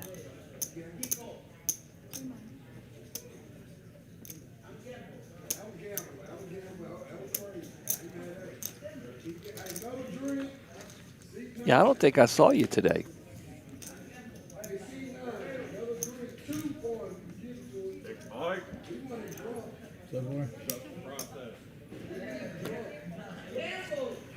And Mike will take it down. Still even Steven here. Mike's was I mean, you know, he's got almost a 2 million chip lead, but Austin says these two have been battling all day, maybe with each other.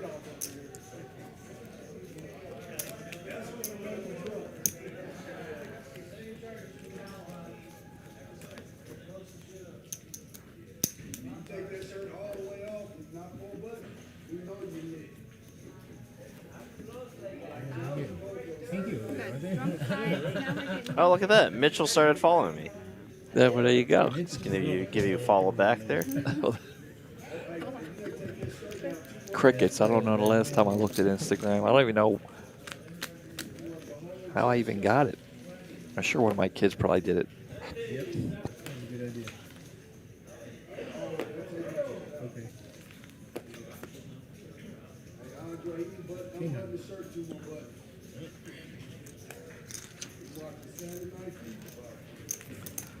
How's it looking over there, Tyler?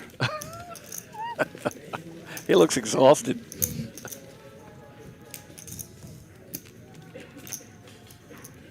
He did some flooring for the tournament, right? While during this week. I believe so. Yeah. So actually, you know, shout out to Tyler for stepping in to fill in for Donovan on, I believe, Friday night. Donovan was sick with strep, and you know he needed a full day to recover, some antibiotics, some steroids, and luckily Tyler was here to fill in and kind of take over for the tournament, so he was able to hop in and run the tournament on Friday and keep things smoothly, or keep things running smoothly. Well, I tell you, you guys, I'm sure you guys are doing an excellent job, and you know, congratulations again to all of you guys. You, Tyler, let's see, Brett, Wade, my son Wade. You guys all doing a great job. Appreciate it. Thank you. Yeah, I mean, I have no doubts they made the right choice in their selection. And TCH is in good hands. Very kind of you to say that, Mitch.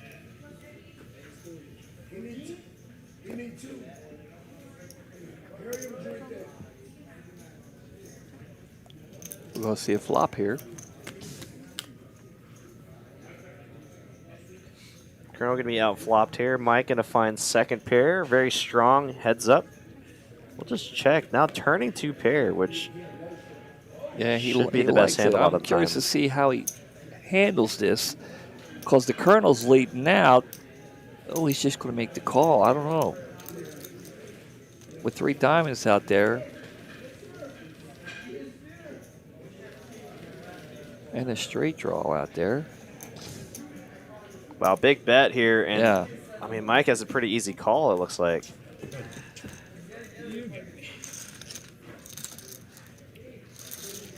Mike taking it down.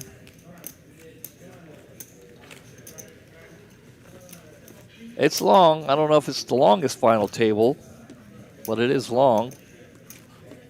Not the longest final table ever, Lego. So our $1 million final table, about almost 2 years ago now, I think the final table started at 9 or 10 p.m. and it ended at 5 a.m.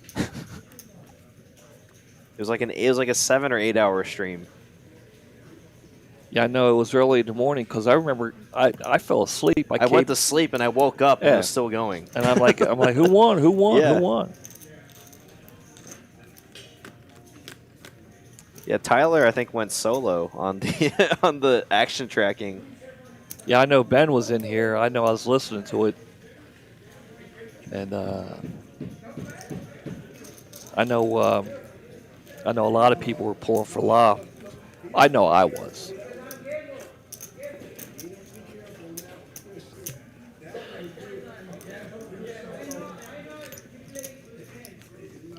I hear she's doing real well out in Vegas. She has from what I see, it looks like she has a crew out there, and they're all doing very well. You know, we had some, in case you haven't been here for a while, we had a lot of people from TCH here do well out there. We had Mitchell was out there playing. He did okay. I know he was a little disappointed in some of the things. Of course, Eric Trexler did well. The deep run, getting 3rd place in the Gladiator event. Yeah. Or no, 2nd place.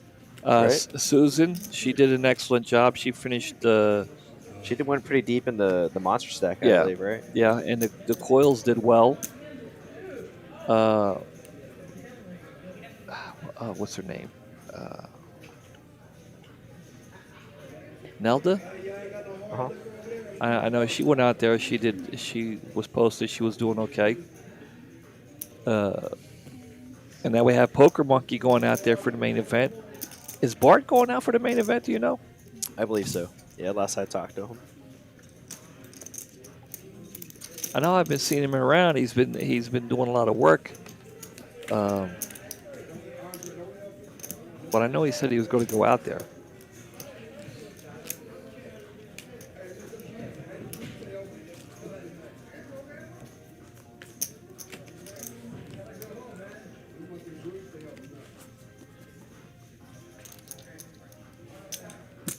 Face pink tears.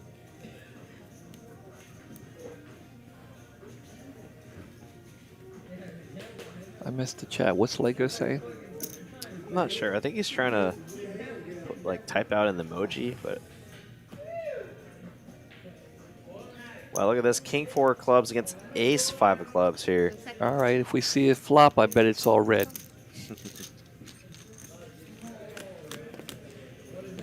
Close. There is look at this. Colonel is just going to flop straight.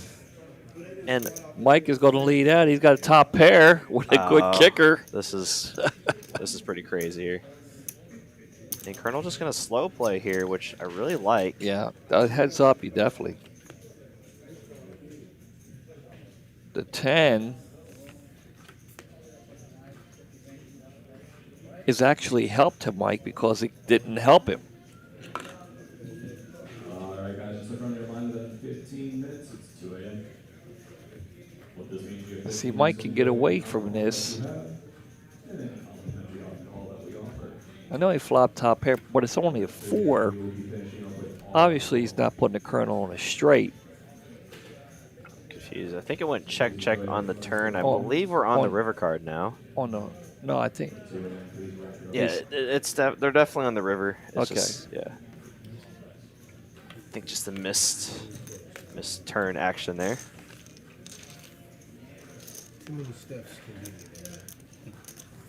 Lego saying the Poker Monkey, Dude Maestro, and Captain Underpair are all out there.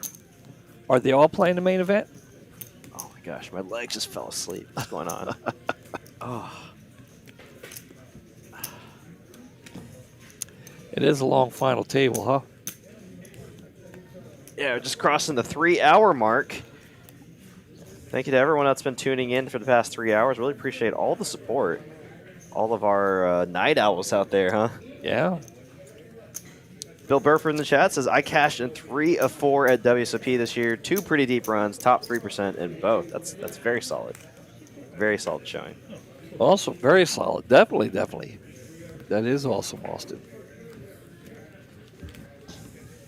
Hand number 132. And, you know, shout out to Brittany. I mean, she hasn't taken a real break, really. I mean, she was sitting here the whole time. Really Iron Manning this out, or Iron Woman, I should say.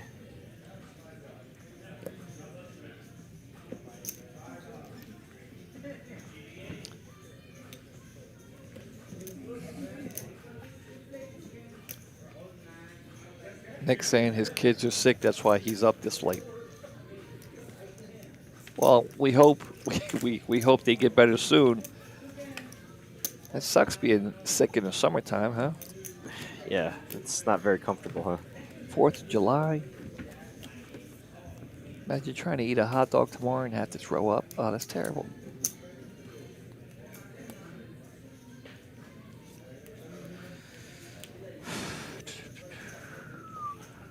Brittany getting the job done here. Yeah, absolutely. Firing the hands out. Hand number 130, what, 5 now? 3 hours straight with a slight 10-minute break there. Come over and look. Congratulations, guys. Thank you, man.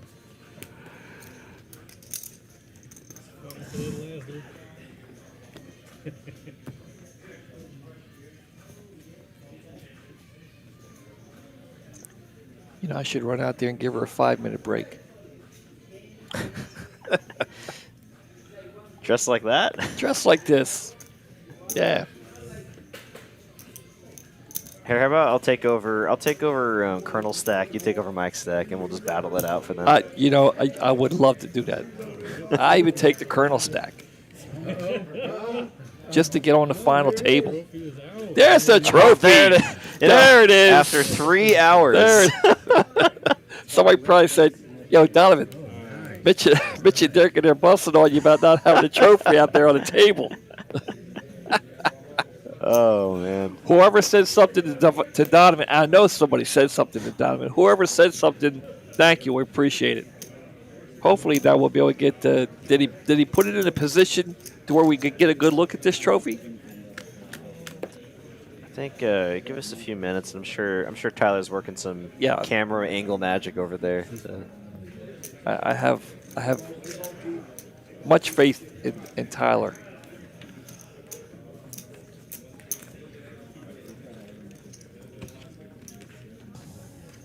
Oh, that's what we were talking about before. The tippage, I think, right? Gosh. We're not going to get into it again. We don't need to get into it again. Yeah. I mean, if you want, no.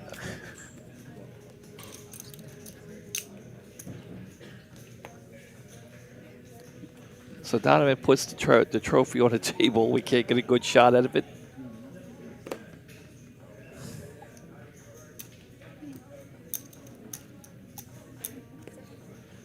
$240 of you tuning in. We appreciate it. For those who just tuned in, it seems like 3 days ago, but we did have the Hall of Fame TJ Cloutier, Hall of Famer, on the final table for the second week in a row. Always good to see TJ out.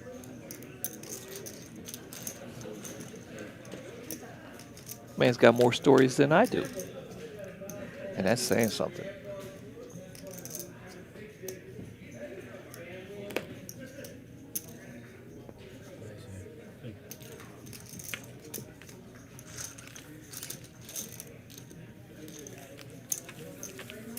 Jedi's keeping us up to date on everything. He's watching the clock on live time and saying they made it to the next level. Maybe throwing some spoilers out there, huh? Oh yeah, we're down to our final 2 players. If you're just now hopping in here, welcome to our live stream. My name is Derek. I'm joined by my co-commentator, Mitch. We'll be commentating for the next however many hours it takes to finish this tournament. We've been commentating for the past 3 hours. Yeah. These players have been battling it out all day since 1 o'clock in the afternoon, noon. They've been battling since noon. They started the final table at around 11:15, 11:25. And then now we're down to the final 2 between Mike in the 6th seat and Colonel in the 9. Hand number 139 coming up on 140. Blinds are 200,000, 500,000, 500,000. Kind of wish Alex was back. He was the life of the party. He kept everybody upbeat. These guys look exhausted now. Look at them. Yeah, the energy level has definitely dropped since Alex left the table.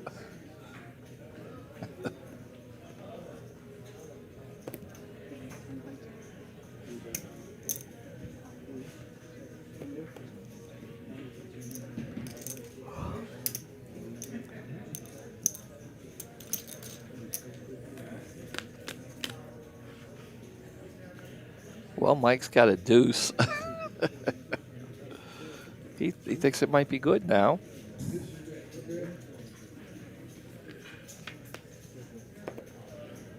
Mike's deuce is good. He's going to go ahead and bet it out.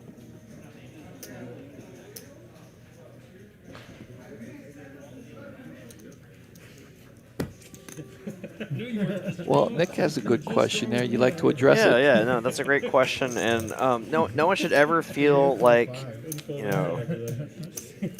feel unsafe in any of our card rooms. I know that's one of our top priorities here is to make sure our customers feel safe. Yes. So a great question here. Do you guys offer a check and/or offer someone to escort them home? I'd be nervous leaving a card room with 60K. So yeah, we definitely offer the check as an option. Donovan even mentioned that at the start of the final table. He was saying they typically pay out at least for the top 4 or 5 places. They'll pay out at least 10K in chips and the rest of the check. However, he was saying if you felt more comfortable having a check, so you don't have to carry around a bunch of cash, they'd be happy to accommodate that as well. And we also always have armed security guards on site at at all of our entrances, patrolling our parking lots. And a very common thing they do for a lot of our players is they'll happily escort you to your car if you feel a little bit, not that you necessarily feel unsafe, you just want a little bit more peace of mind. As I like to say, it's not that you're scared or not that you're worried that you are getting robbed. It's just peace of mind. It's one less thing you have to worry about. Well, the last time I cashed, I had them just sell it to my account. $1,100. Just sell it.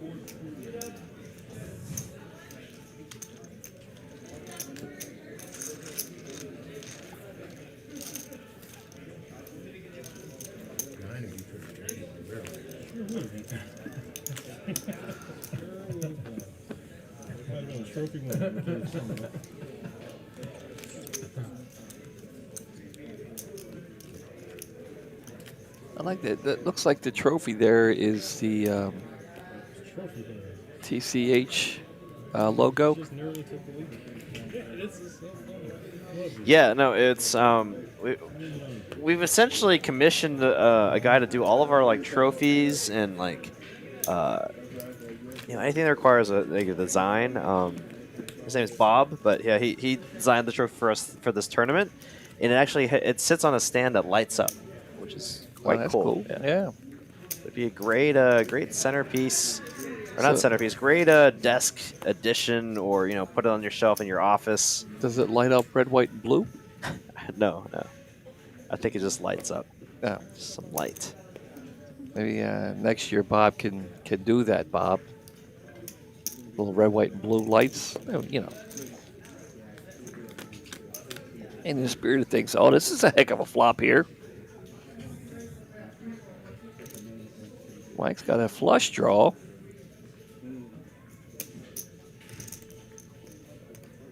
Colonel's got a pair.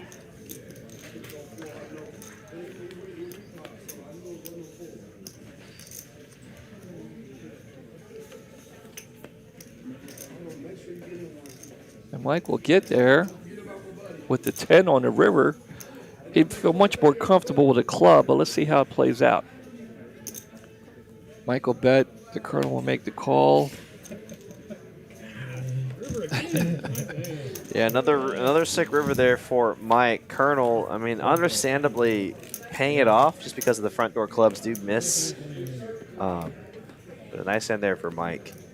Do you guys offer boxes? Yes, at both of our locations we offer player boxes for our most valued customers, typically for our players that play a 2-5, no limit or bigger, and have annual memberships and also have to meet a certain amount of play time per month. So if that's a player that sounds like you want to play a lot of hours here, you want to play big, but you don't want to have to carry a lot of cash on you, we do offer player boxes at both of our locations.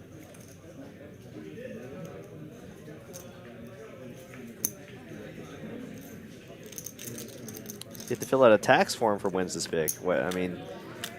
Just like any casino or any card room with tournament poker, any wins with profit over 5,000, including your buy-in, you'd have to fill out a W2G form in compliance of our laws of our nation. Wow, look at this. Colonel just flopping the nut straight. Trying to get more value out of it, but will just get Mike to fold.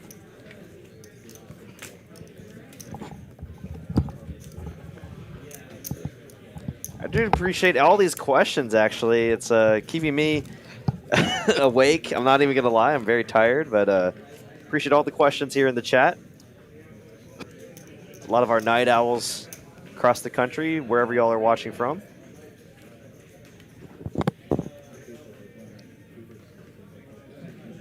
Sorry about that. I had to get a slice of pizza. I'm getting a little hungry. I might have to pick up a late night food option. I'm curious. I know Emily's up. I don't know. She doesn't work tomorrow either. I don't know. It's 2:30. Emily might be asleep. She usually makes me something to eat for when I come home.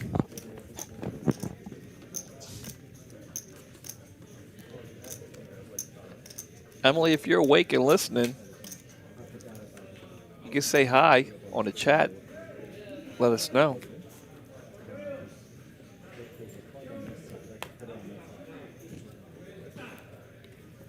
I definitely want to go take a break. Give Brittany a break.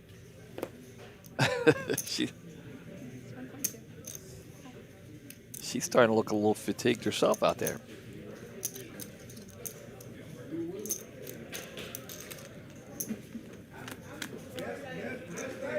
Nick, where you been? We discussed this earlier. Nick's just tuning in. We got to go over it again. Nick's giving us something to talk about, though. Oh, you do? I mean, I so completely missed that. Nick, where did you deal before? Yeah. That's funny. I think we're technically still in the hiring process. I mean, as you can imagine, Nick, I'm sure you understand, the turnover rate in dealers is quite high.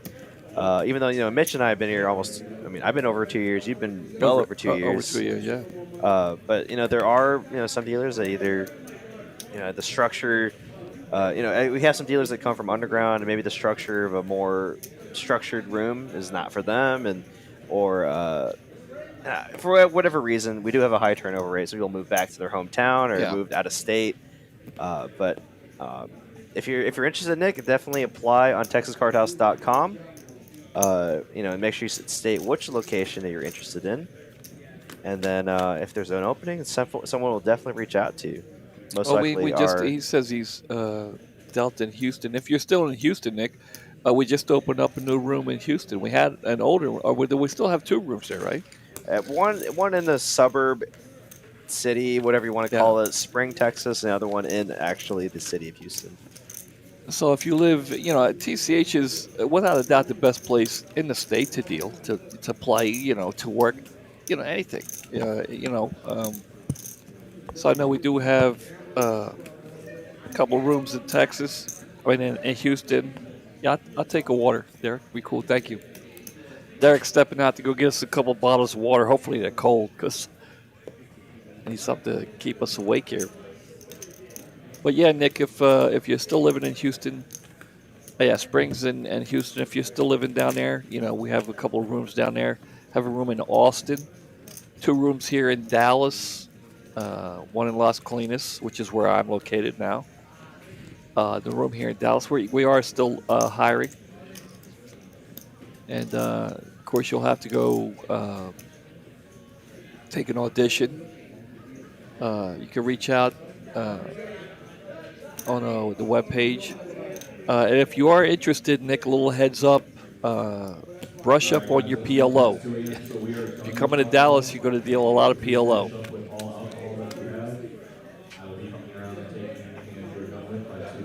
Thank you. I was just letting Derek is back. I was just letting Nick know if he wants to come up here to Dallas, he needs to brush up on his PLO. He'll be dealing a lot of PLO up here.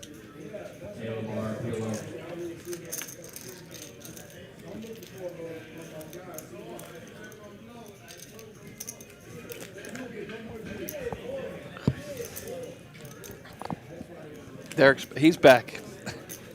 What's going on?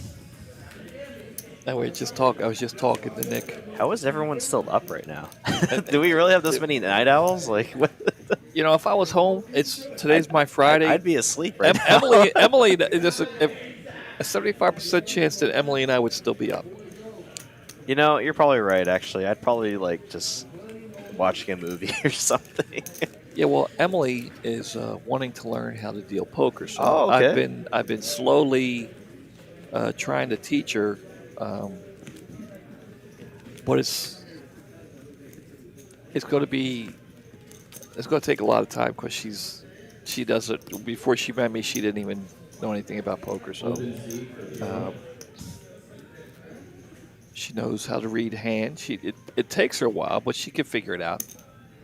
So she's coming along, but it's going to take some time. Nick says there are a bunch of degenerates living through the stream.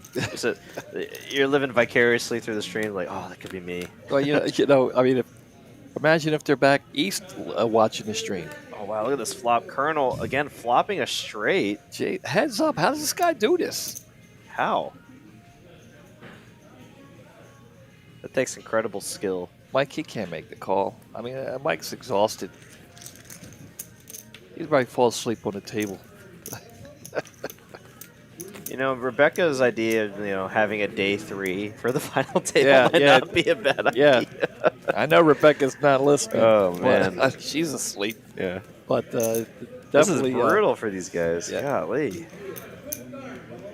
Especially if they bagged on Sunday, right? Like they played an 8-hour night, and then a 13-hour day today. More than 14-hour day so far. Yeah, how many straights has Colonel flopped heads up? Yeah, that's three, right? I know at least 3. Yeah.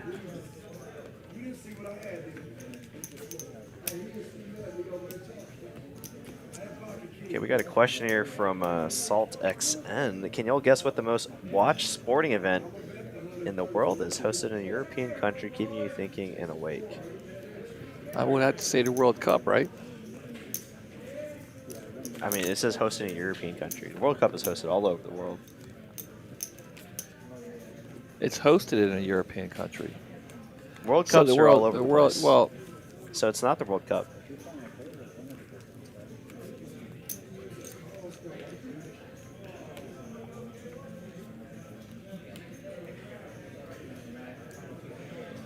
Looks like Mike did bag Sunday night. There it is.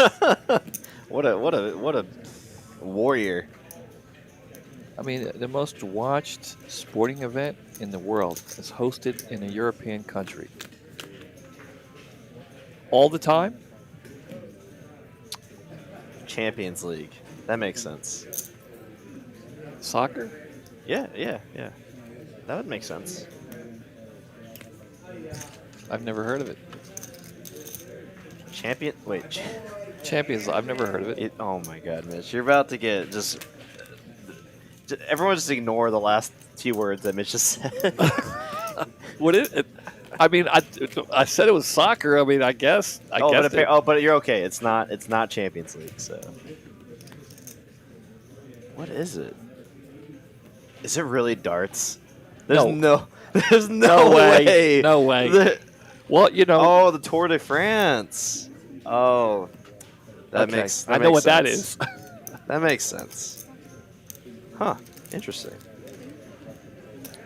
Yeah. I'm with Lego on that. Today's America's birthday. We don't care about other countries today. Come on now. The Tour de France was, you know. I know, but an American kind of put a stain on it. Look. You know, the last time Lance Armstrong won the Tour de France, and they said, okay, well, he was doping. They had to go all the way. You know who was the official winner? The guy who finished 27th. That means the top 26 guys all were doping. Were all doping. Oh my gosh. So, you know, and the guy had cancer. He came back, but hats off to the man. What he did was still incredible. Yeah, it's just unfortunate that that's all people are going to remember him by. You know, so. No, I don't have a bookie. I used to. Actually, back, I don't know if I can even say this. Back in high school, if you wanted to bet on football, you came to see me. I was the guy. Oh man! But it was a different time back then. They didn't have all the stuff that you have now. Yeah, back in the 80s. Back in the 80s, yeah, the early 80s. You know, I graduated in '84. The 27th guy just didn't get caught. I mean, yeah, it's like Major League Baseball 2005, right? It's like everyone was doping. Yeah, I mean, yeah, it was crazy. You know, Brady Anderson hit 50 home runs. Who the hell's Brady Anderson? You know, people were hitting 50, 60, 70 home runs. Yeah. Mark McGwire, Barry Bonds. and I know you're not a big baseball fan, but just to give you an idea of how bad it was, in the whole decade of the 70s, only one person hit 50 home runs. He hit 52. It was George Foster. In the whole decade of the 80s, only one person hit 50 home runs, and it was 51, Cecil Fielder. So that gives you an idea of how bad it was. Yeah.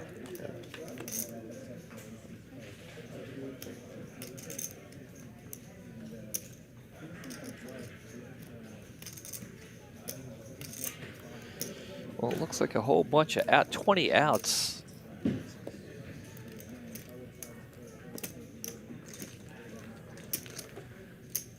All right, we're about ready to block Nick here.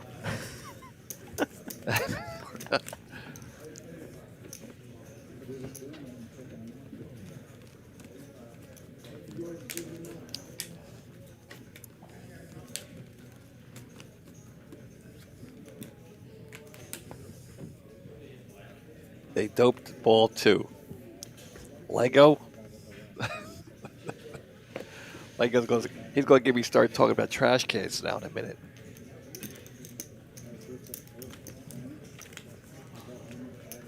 He's asking if they doped the baseball. Well, some said that there was the ball was stitched tighter, which I don't know, might make it go farther, I guess. There could be some truth to that. The Colonel looking down at 3-2 trade deuce of diamonds here. Mike's got a decent hand here. Let's see we're going to see a flop here, looks like.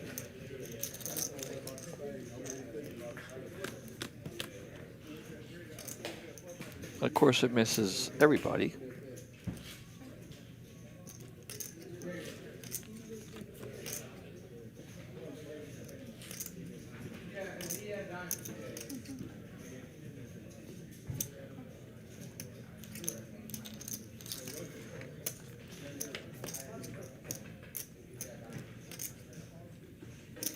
Mike's going to bet out with the ace. He hit the ace on the turn there. Yes, the clean diaper.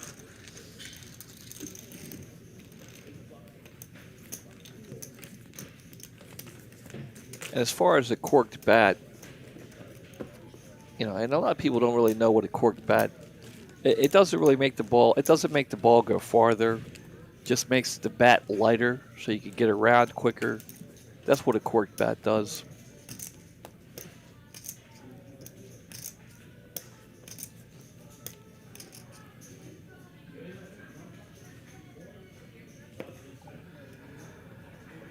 I think Mike's about to fall asleep there. Look.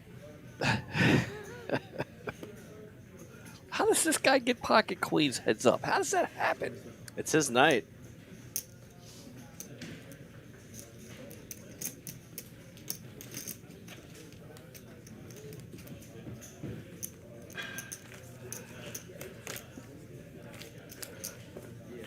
Mike's starting to pull away a little bit here on the Colonel, even though the Colonel did take down that last pot.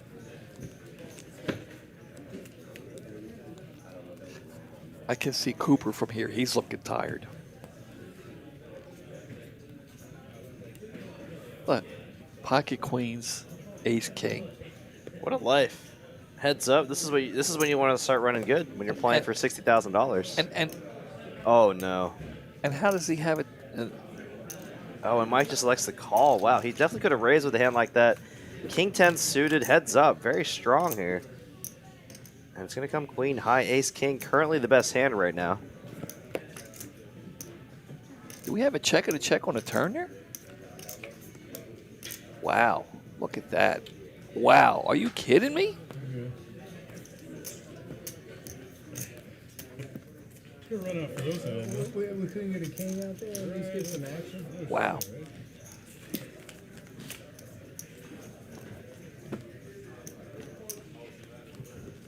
Tom Simpson died during the Tour de France. Didn't he crash, though? I think he crashed and went over a wall or something. Completely bad board. Great point. Yeah, it's his night, but he's losing, so it's not his night. Catching a lot of hands, but yeah, you're right. Mike's still with the chip lead. Looking to take this tournament down here, closing it out.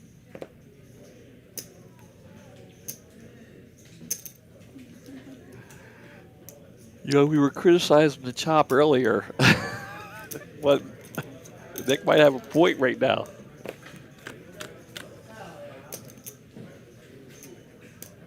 Now they're starting to blame Brittany.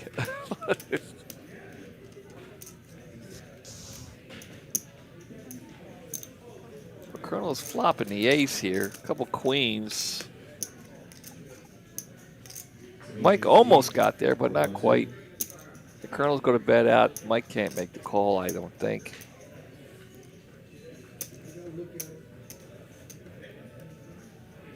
But he's going to make the call. And the Colonel will show him that he did indeed have an ace.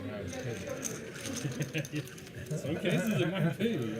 Some cases it would have been. Well, they're not going to chop. They're going to fight out for this beautiful trophy they have down at the other end of the table, to Brittany's left there.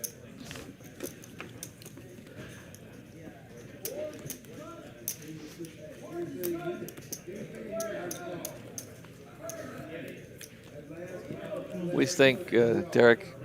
Even chop? Deal one hand out just to run it out, and whoever wins that hand gets the trophy?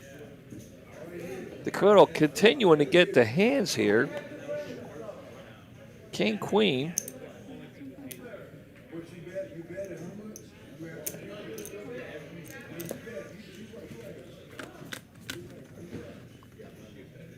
Pretty good flop there for Mike.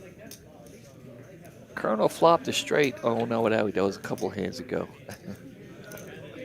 Turning the flush with the straight flush redraw. How will Mike play this? Just going to make the call? Just make the call. I like it. Oh, boy. Yeah.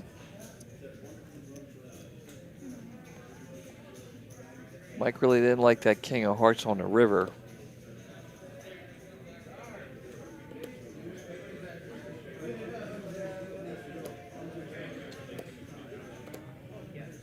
Brittany looking a little bored there. Derek's about to fall asleep. I had to nudge him twice here in the last 5 minutes to keep him awake. Oh, no, I'm okay. I'm okay. I just had a long day, so I'm just kind of mentally tired. Physically, I'm okay. I can stay up late. I guess in terms of the music festival, you know, the final shows would end at 3 a.m. And there was always an after party that would go until 7 a.m. So I'm okay. I can stay up late. Okay. It's just I'm just physically exhausted. We have a question or here. Mentally, I guess. Yeah, it's first time I've seen. I'm not seeing. We see a lot of questions multiple times. This is something new. Has there been any players with wild antics at the final table? Not necessarily a heart attack. We want, nobody's died here. You know, I can't think of anything off the top of my head. I'm sure something has happened at some point, but nothing crazy. What's his name? Trick Time, right? Yeah, he's talking about like a final table. Yeah, he on a live cash stream. He would get he wouldn't get out of the line. He would just it'd just be a character, just make it fun. Yeah, it was fun to watch. Made it interesting. But Colonel just continued firing here. Mike with the top pair, definitely can't let it go. Just gonna make the call again, and not, maybe might regret it if a diamond rolls off on the river here, or ace. Let's see, does come. Is that a 9? That's gonna give. Oh my gosh, that's gonna give Colonel the straight, and Mike with 2 pair. Oh boy.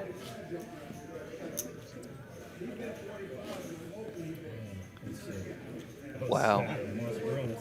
And that is a massive change of power here. Colonel winning a 25 million chip pot up to 33 million. Mike now down to only 13 million. I thought about jamming all in. I'm like, no, I need to get something out of it. I could fold there. Yeah, exactly. Like, no, I need to get something out of it. We're going to be here all day. Now there was that one time we were down to 3 players. I was commentating. Oh, okay. I think I know what you're about to talk about. And the guy in first place had the other 2 guys crushed at chips, and the other 2 players who were in second and third offered to give the guy with all the chips first place money. We're going to give you first place money, and they were going to chop second and third. The guy in first place with the most chips said, "Okay, well, I'll take first place money plus another $1,000, not from each of you, just 500 from you and 500 from you." And one of the guys wasn't quite sure. He said, "Okay," with it. The other guy goes, "Well, no, I'm not going to do that." So they end up playing it out. The guy who had the most chips ended up finishing second, as I recall. I think Arnie was a part of that. Wasn't Arnie a part of that? I don't remember if Arnie was involved, but I do remember you mentioning this, and it's definitely one of the crazier things we've seen on our final. Yeah, I didn't quite. Yeah, the turn down first place money when you're 3 players left and you're turning down first place money. It's the best possible story. I mean, what else? Look, you can't win it. If we played out, that's as much as you're going to get. Right. So, that's the absolute max. Yeah. So let's just play. And he ended up finishing second. I think it was a difference of like $7,000 or something. Right.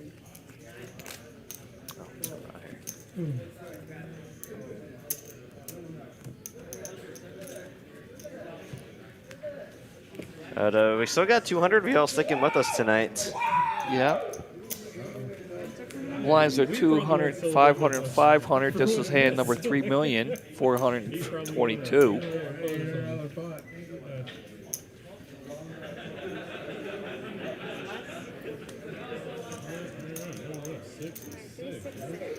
I mean, it's not even, I don't even know if it's greed is the right word. It's just like illogical, right? Like you cannot get more than first place money. Yeah, I mean, maybe in his. I don't want to bash the guy too much, but right, it's like maybe his defense. It was just it was yeah, a long. maybe he was tired in the a moment. He long was just day, like, I but, want more. Yeah, I mean, and plus it didn't cost him anything to offer. I mean, the guys didn't have to say okay. Maybe they do. right. I don't know. Yeah. No, that's a good point too, Mitch. It was a long day. I imagine he probably might not have been thinking straight, but Yeah, that's the a battle poker will gods. continue. Colonel with a 2-1 chip lead right now. The poker gods did take notice of that and handed out the justice, I guess.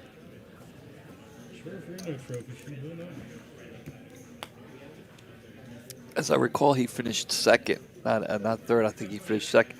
If I recall, Arnie finished third. And what's the older Asian guy's name? He plays all the time. He makes the final table a lot. I forget his name off the top of my head. I think he finished. No, everyone's saying that he finished third. So maybe that did happen. I'm pretty sure he finished. I know he finished second.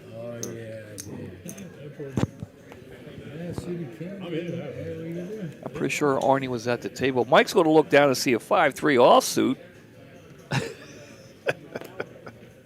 Let's see what he wants to do with that. He'll make the call. Colonel's got the better of it. Of course, he doesn't know that. And hits the flop.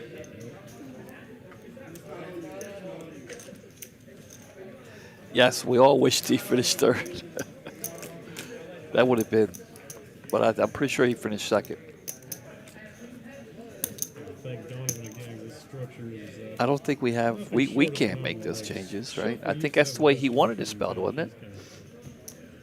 Yeah, I mean, I think when Tyler was taking the names, he said Colonel, and then I think he spelled it out for Tyler.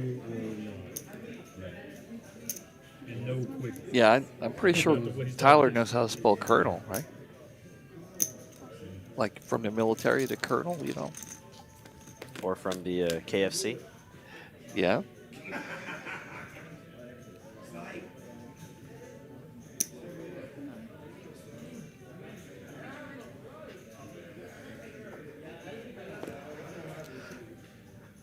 Coming up on 3 o'clock in the a.m.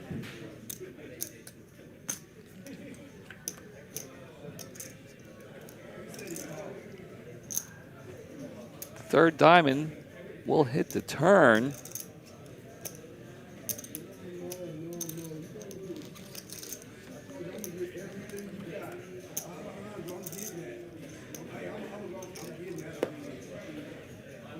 If the Colonel makes a stab at it here, he might be able to take it down, but he's just going to check. And Mike will see that his kicker does play.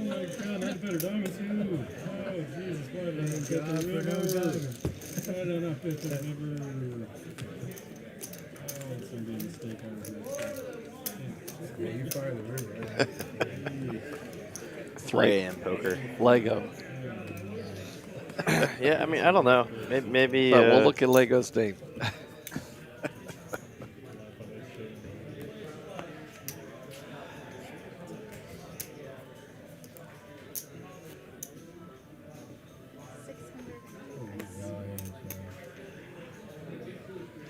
Well, a $60,000 prize will make you play poker 3 a.m. No, absolutely. I mean, I'd probably be more energized if I was playing for $60,000. Yeah.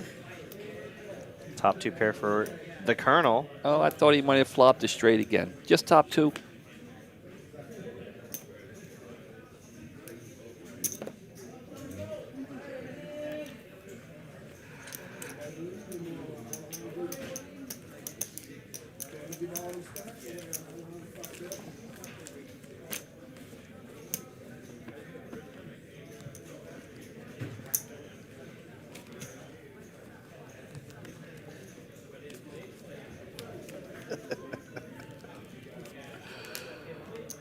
Oh, man, oh, man. I'm just amazed there's so many people watching with us right now. Yeah, I like it. Oh, they want to see. They want to see who wins. Absolutely, absolutely. As do I. Almost 200 hands.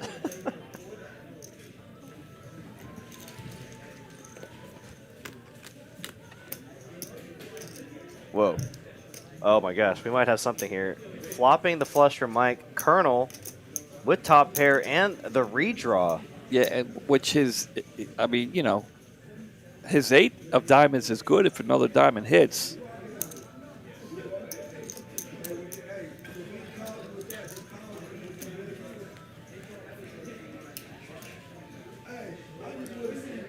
For unlawful carnal knowledge. Specific smaller word for that, isn't it?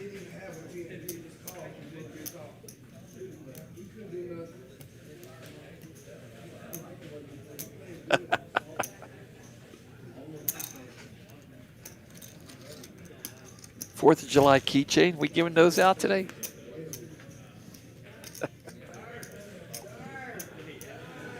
Seven of clubs on the river. Mike's flopped the flush, and it's good.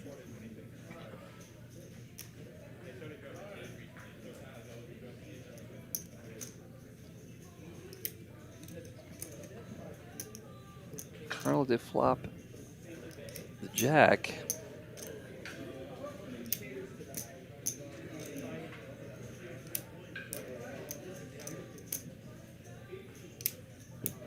But he will make the call.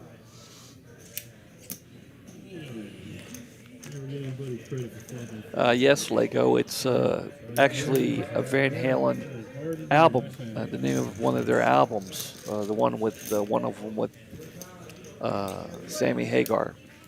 Wow, just like that, Mike will take the chip lead up to a 31 million chip stack. Colonel down to 14 million. Mike now in the driver's seat, looking to close this one out. Of course, Colonel looking to not make that happen and trying to climb back and take the chip lead back. I think I just yawned for the first time.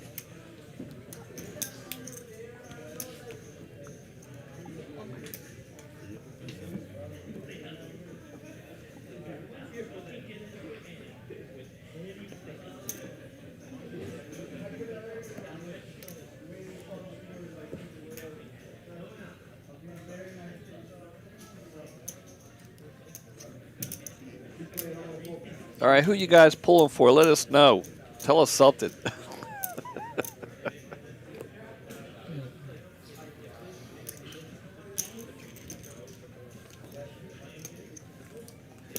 All right, well, you know, let's find out where they're listening from, because I'd like to know if we have anybody from the East Coast listening. If you're from the East Coast, impress me. Tell me where you guys are listening. There's 206 of you out there. For those of you who are just laying there in bed watching, you don't want to get up, grab your phone, that's fine. But if you're on your phone, hell, if you're out here in the room playing and you're watching, let us know. Somebody bring me some cookies. Just knock on the door.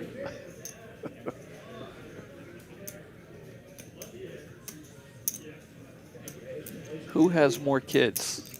Talking about Mike and the Colonel? Very confused.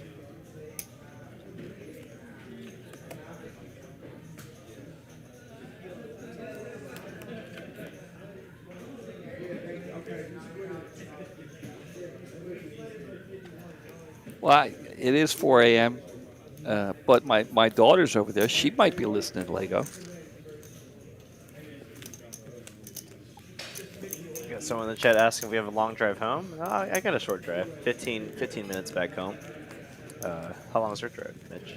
About 25. Well, about 20 minutes. At this hour. Yeah. I forgot. I forgot it was here in Dallas. I thought it was at the other place.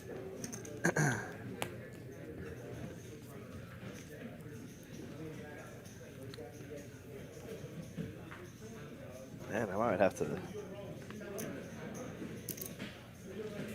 play my session tomorrow a little later than I planned.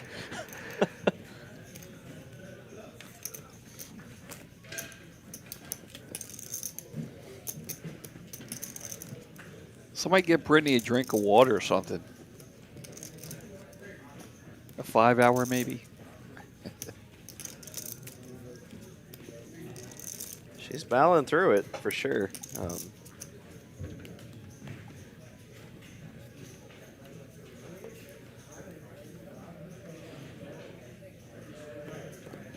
Richard Toad, thank you so much for tuning in with us for the past 3 hours and 45 minutes. Uncle, he can't take anymore. Uncle. Appreciate it, Richard. You'll have to tune in, I guess, tomorrow and see who won. But, yeah, there's no telling how much longer this final table is going to last. Oh, my gosh. Yeah, Jedi Master Ted won the over. He was like 330 or... he's wanted to be over under 3 o'clock or something. Well, there you go, Lego Christine, Philadelphia, Pennsylvania. Christine, do you play in any casinos there?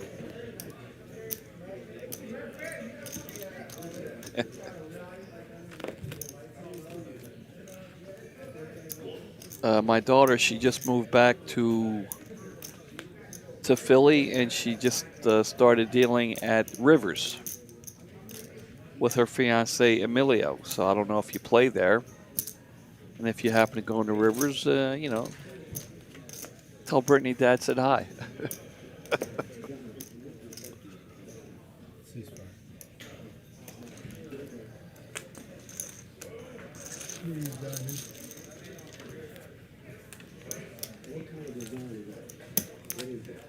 There you see, Mike still has somewhat of a lead, 25 million to 18 million, and they're still playing. Hand number 180. I never thought I would say that. Hand 180. 300, 600K, with a 600K big blind. I mean, we're about to get to the point where it's going to be like a 1 million big blind. Yeah. Or might be a little bit. Still at the 4-8.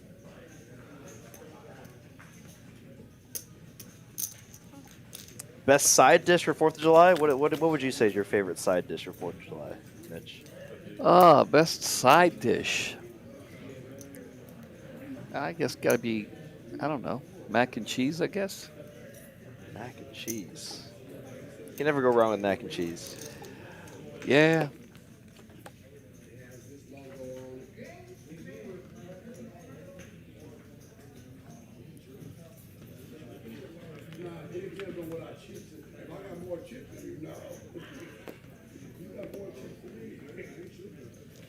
Of course, you know, barbecue potato chips are good too.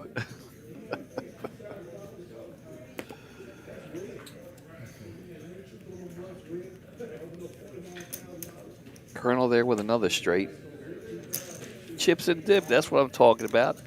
I make a mean dip. I actually make a good onion dip and a good... oh, I love onion dip. A cheese dip with bacon in it and sauerkraut. Oh, dude, I'm telling you.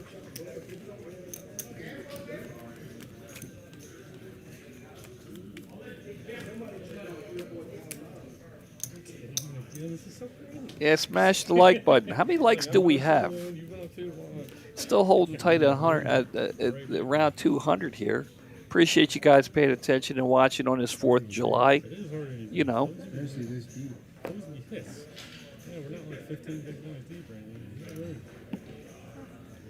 Eric, why don't you show these good people on the screen here what these two guys are battling for at the end of this hand? That's a great idea, Mitch. Does come ace high, ace 4-3, rainbow. Jack high, currently the best hand. Deuce on the turn. He's going to put a one-liner out there. Jack high, currently the best hand, and will be if no one bets. And absolutely yes. Let's take a look at the final payouts here. Each player guaranteed $42,000. A great score here for a $250 buy-in. Of course, you know, that top prize, the $60,000, is what everyone's looking for. And don't forget that gorgeous trophy we have sitting on the table there. Absolutely. To the left of the screen there, you can see the trophy.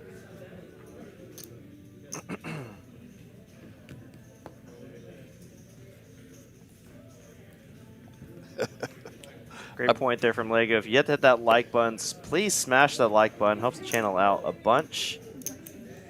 especially if you've been enjoying our content, enjoying spending some time here with me and Mitch and everyone else here in the live stream chat. Look at these 4 cards dealt out. Oh my gosh. Look at this. What a hand. I mean, the 10 ball in the turn would just end it here. Yeah, no doubt. And there, oh no, it's not. It's a 6 of hearts.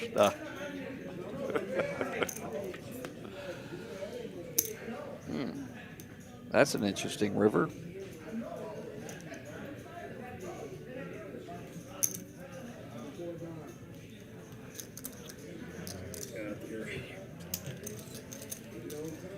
Now, Colonel takes a chip lead. So now Colonel in the lead with 26.7 million. Mike with 15.7 million.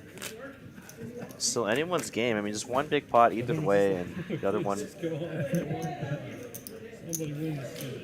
will match the stack pretty well. Yeah, I'm getting hungry too, Rudy.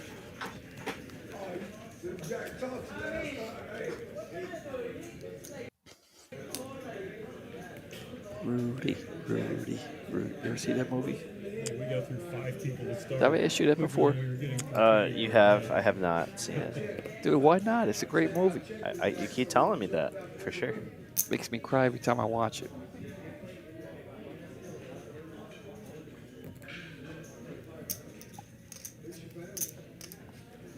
Colonel continuing to get good hands. How is he not like a million chips ahead of Mike? Solvex Sen says he's no longer here for the poker. He's just here for the stream banter. I like it.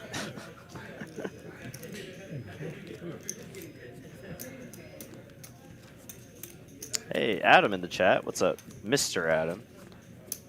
One of our dealers here at TCH. I saw him. He was. We were working together today. He's cool, dude. I like Adam. You can. He's dealt the Farlow table on many occasions. Absolutely. Lego here says, I can chip y'all some Denny's or Whataburger. Dude, I'm up for it, man. Appreciate the kindness. Yeah. I'm sure we'll be okay.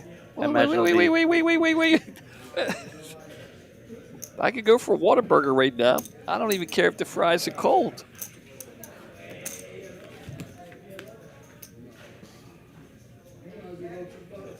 Yeah, I do. I don't like cold fries.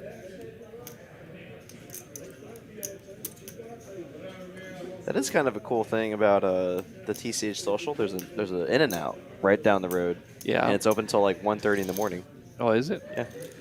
I work early in the morning. I go to Jam and Toast, for breakfast. Sometimes. Oh, wow. And we have an all-in. What? From Mike. Rivering the 2 pair. We'll take this pot down. That's the first all-in we've had in over an hour. We have not seen an all-in in a while. Make sure you vote for me. Huh? Make sure you vote for me.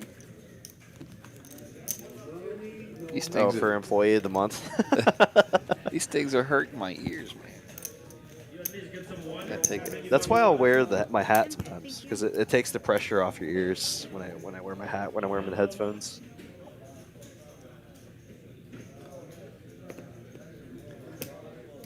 Yeah, I don't like cold fries. Jay-Z? I sound like Jay-Z? I don't know about that. I actually saw Jay-Z. Can you believe that?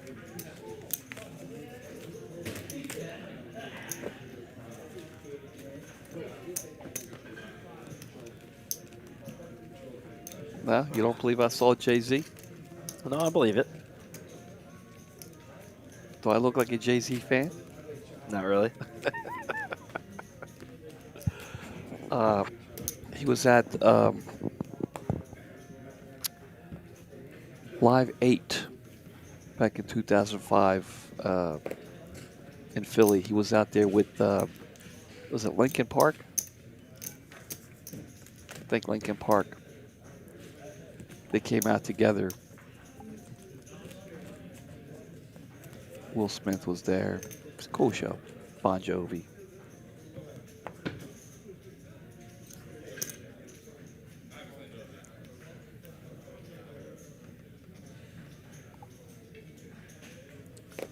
Mike here with the pocket fours. We'll raise it up.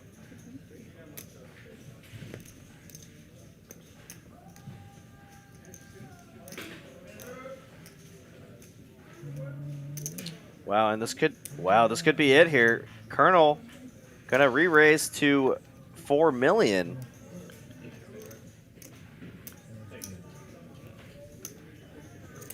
Mike's just gonna make the call. Raise the 4 million, and he's got pocket fours. Seems like a sign. Oh, a full Look house. at that! Look at that! I said it looks like a sign. This is crazy. Did he just check that? Mike needs a king or a 10 to hit this river.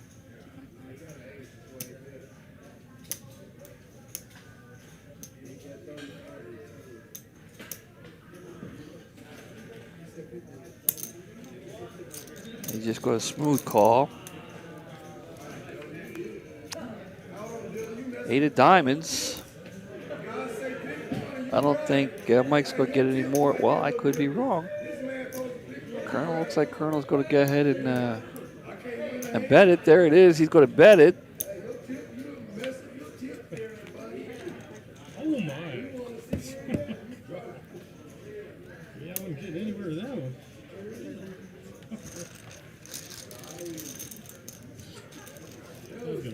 Mike now taking an enormous chip lead now. 63 big blinds versus Colonel's 26. All right, let's see in the chat here who y'all are rooting for right now. We got Mike in the 6th seat, Colonel in the 9th seat. Let us know who you think's going to win this tournament here. 42,000 the second right now, 60,000 for first place. I say you and I go out there. We take over. I'll give you Mike's stack. Sure. Yeah, I'll take the bigger stack. You suck, Derek. You're supposed to say, "Nah, Mitch, I'll give it to you." No. I mean, if you're gonna like offer me first place money here, I'm not offering you first place money. I'm offering you, the bigger stack. Oh, looks like Mike's getting a little bit of love here. A lot of love. A lot of people want Mike. Oh. Shuffle represents.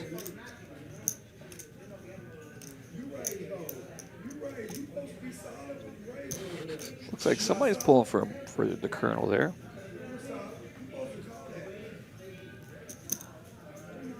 Mitchell's saying, look, he's a Mike man from Jump Street. From the beginning.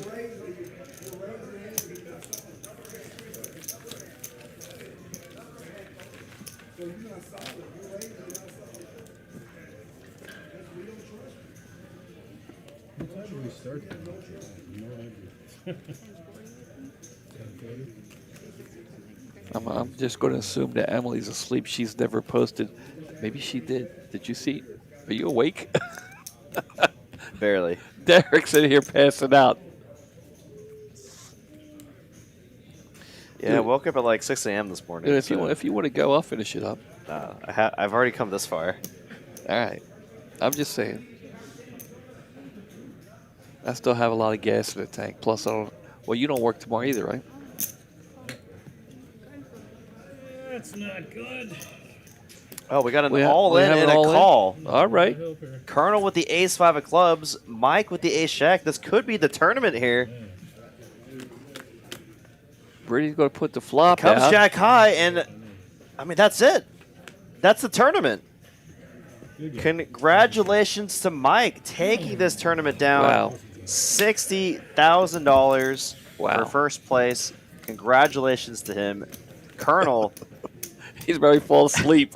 Colonel played a great final table here. Came, probably one of the shorter stacks to start with the final table. The Colonel did, yeah. Yes. Yeah. Built up a chip lead, built up the chip stack. Played a great heads-up match here, but it ended up being Mike in the end. Congratulations to both of these players. Anything else you want us to add to this, Mike? Yeah, I mean, it was a great tournament. All 4th of July. Happy 4th of July, everybody! Great tournament for these guys. This is what you get. Excellent job all the way through. August. I can't wait. I can't wait. Got some rivers. Yeah, it should be a lot of fun. If you like tournaments, we're bringing a tournament series here in Dallas, like Mitch said. Poker Atlas Tour, August August to September. August 20. August 17th through September 4th. So stay tuned for information on that. Otherwise, really appreciate everyone for sticking with us for the past 4 hours. It's been a really fun time.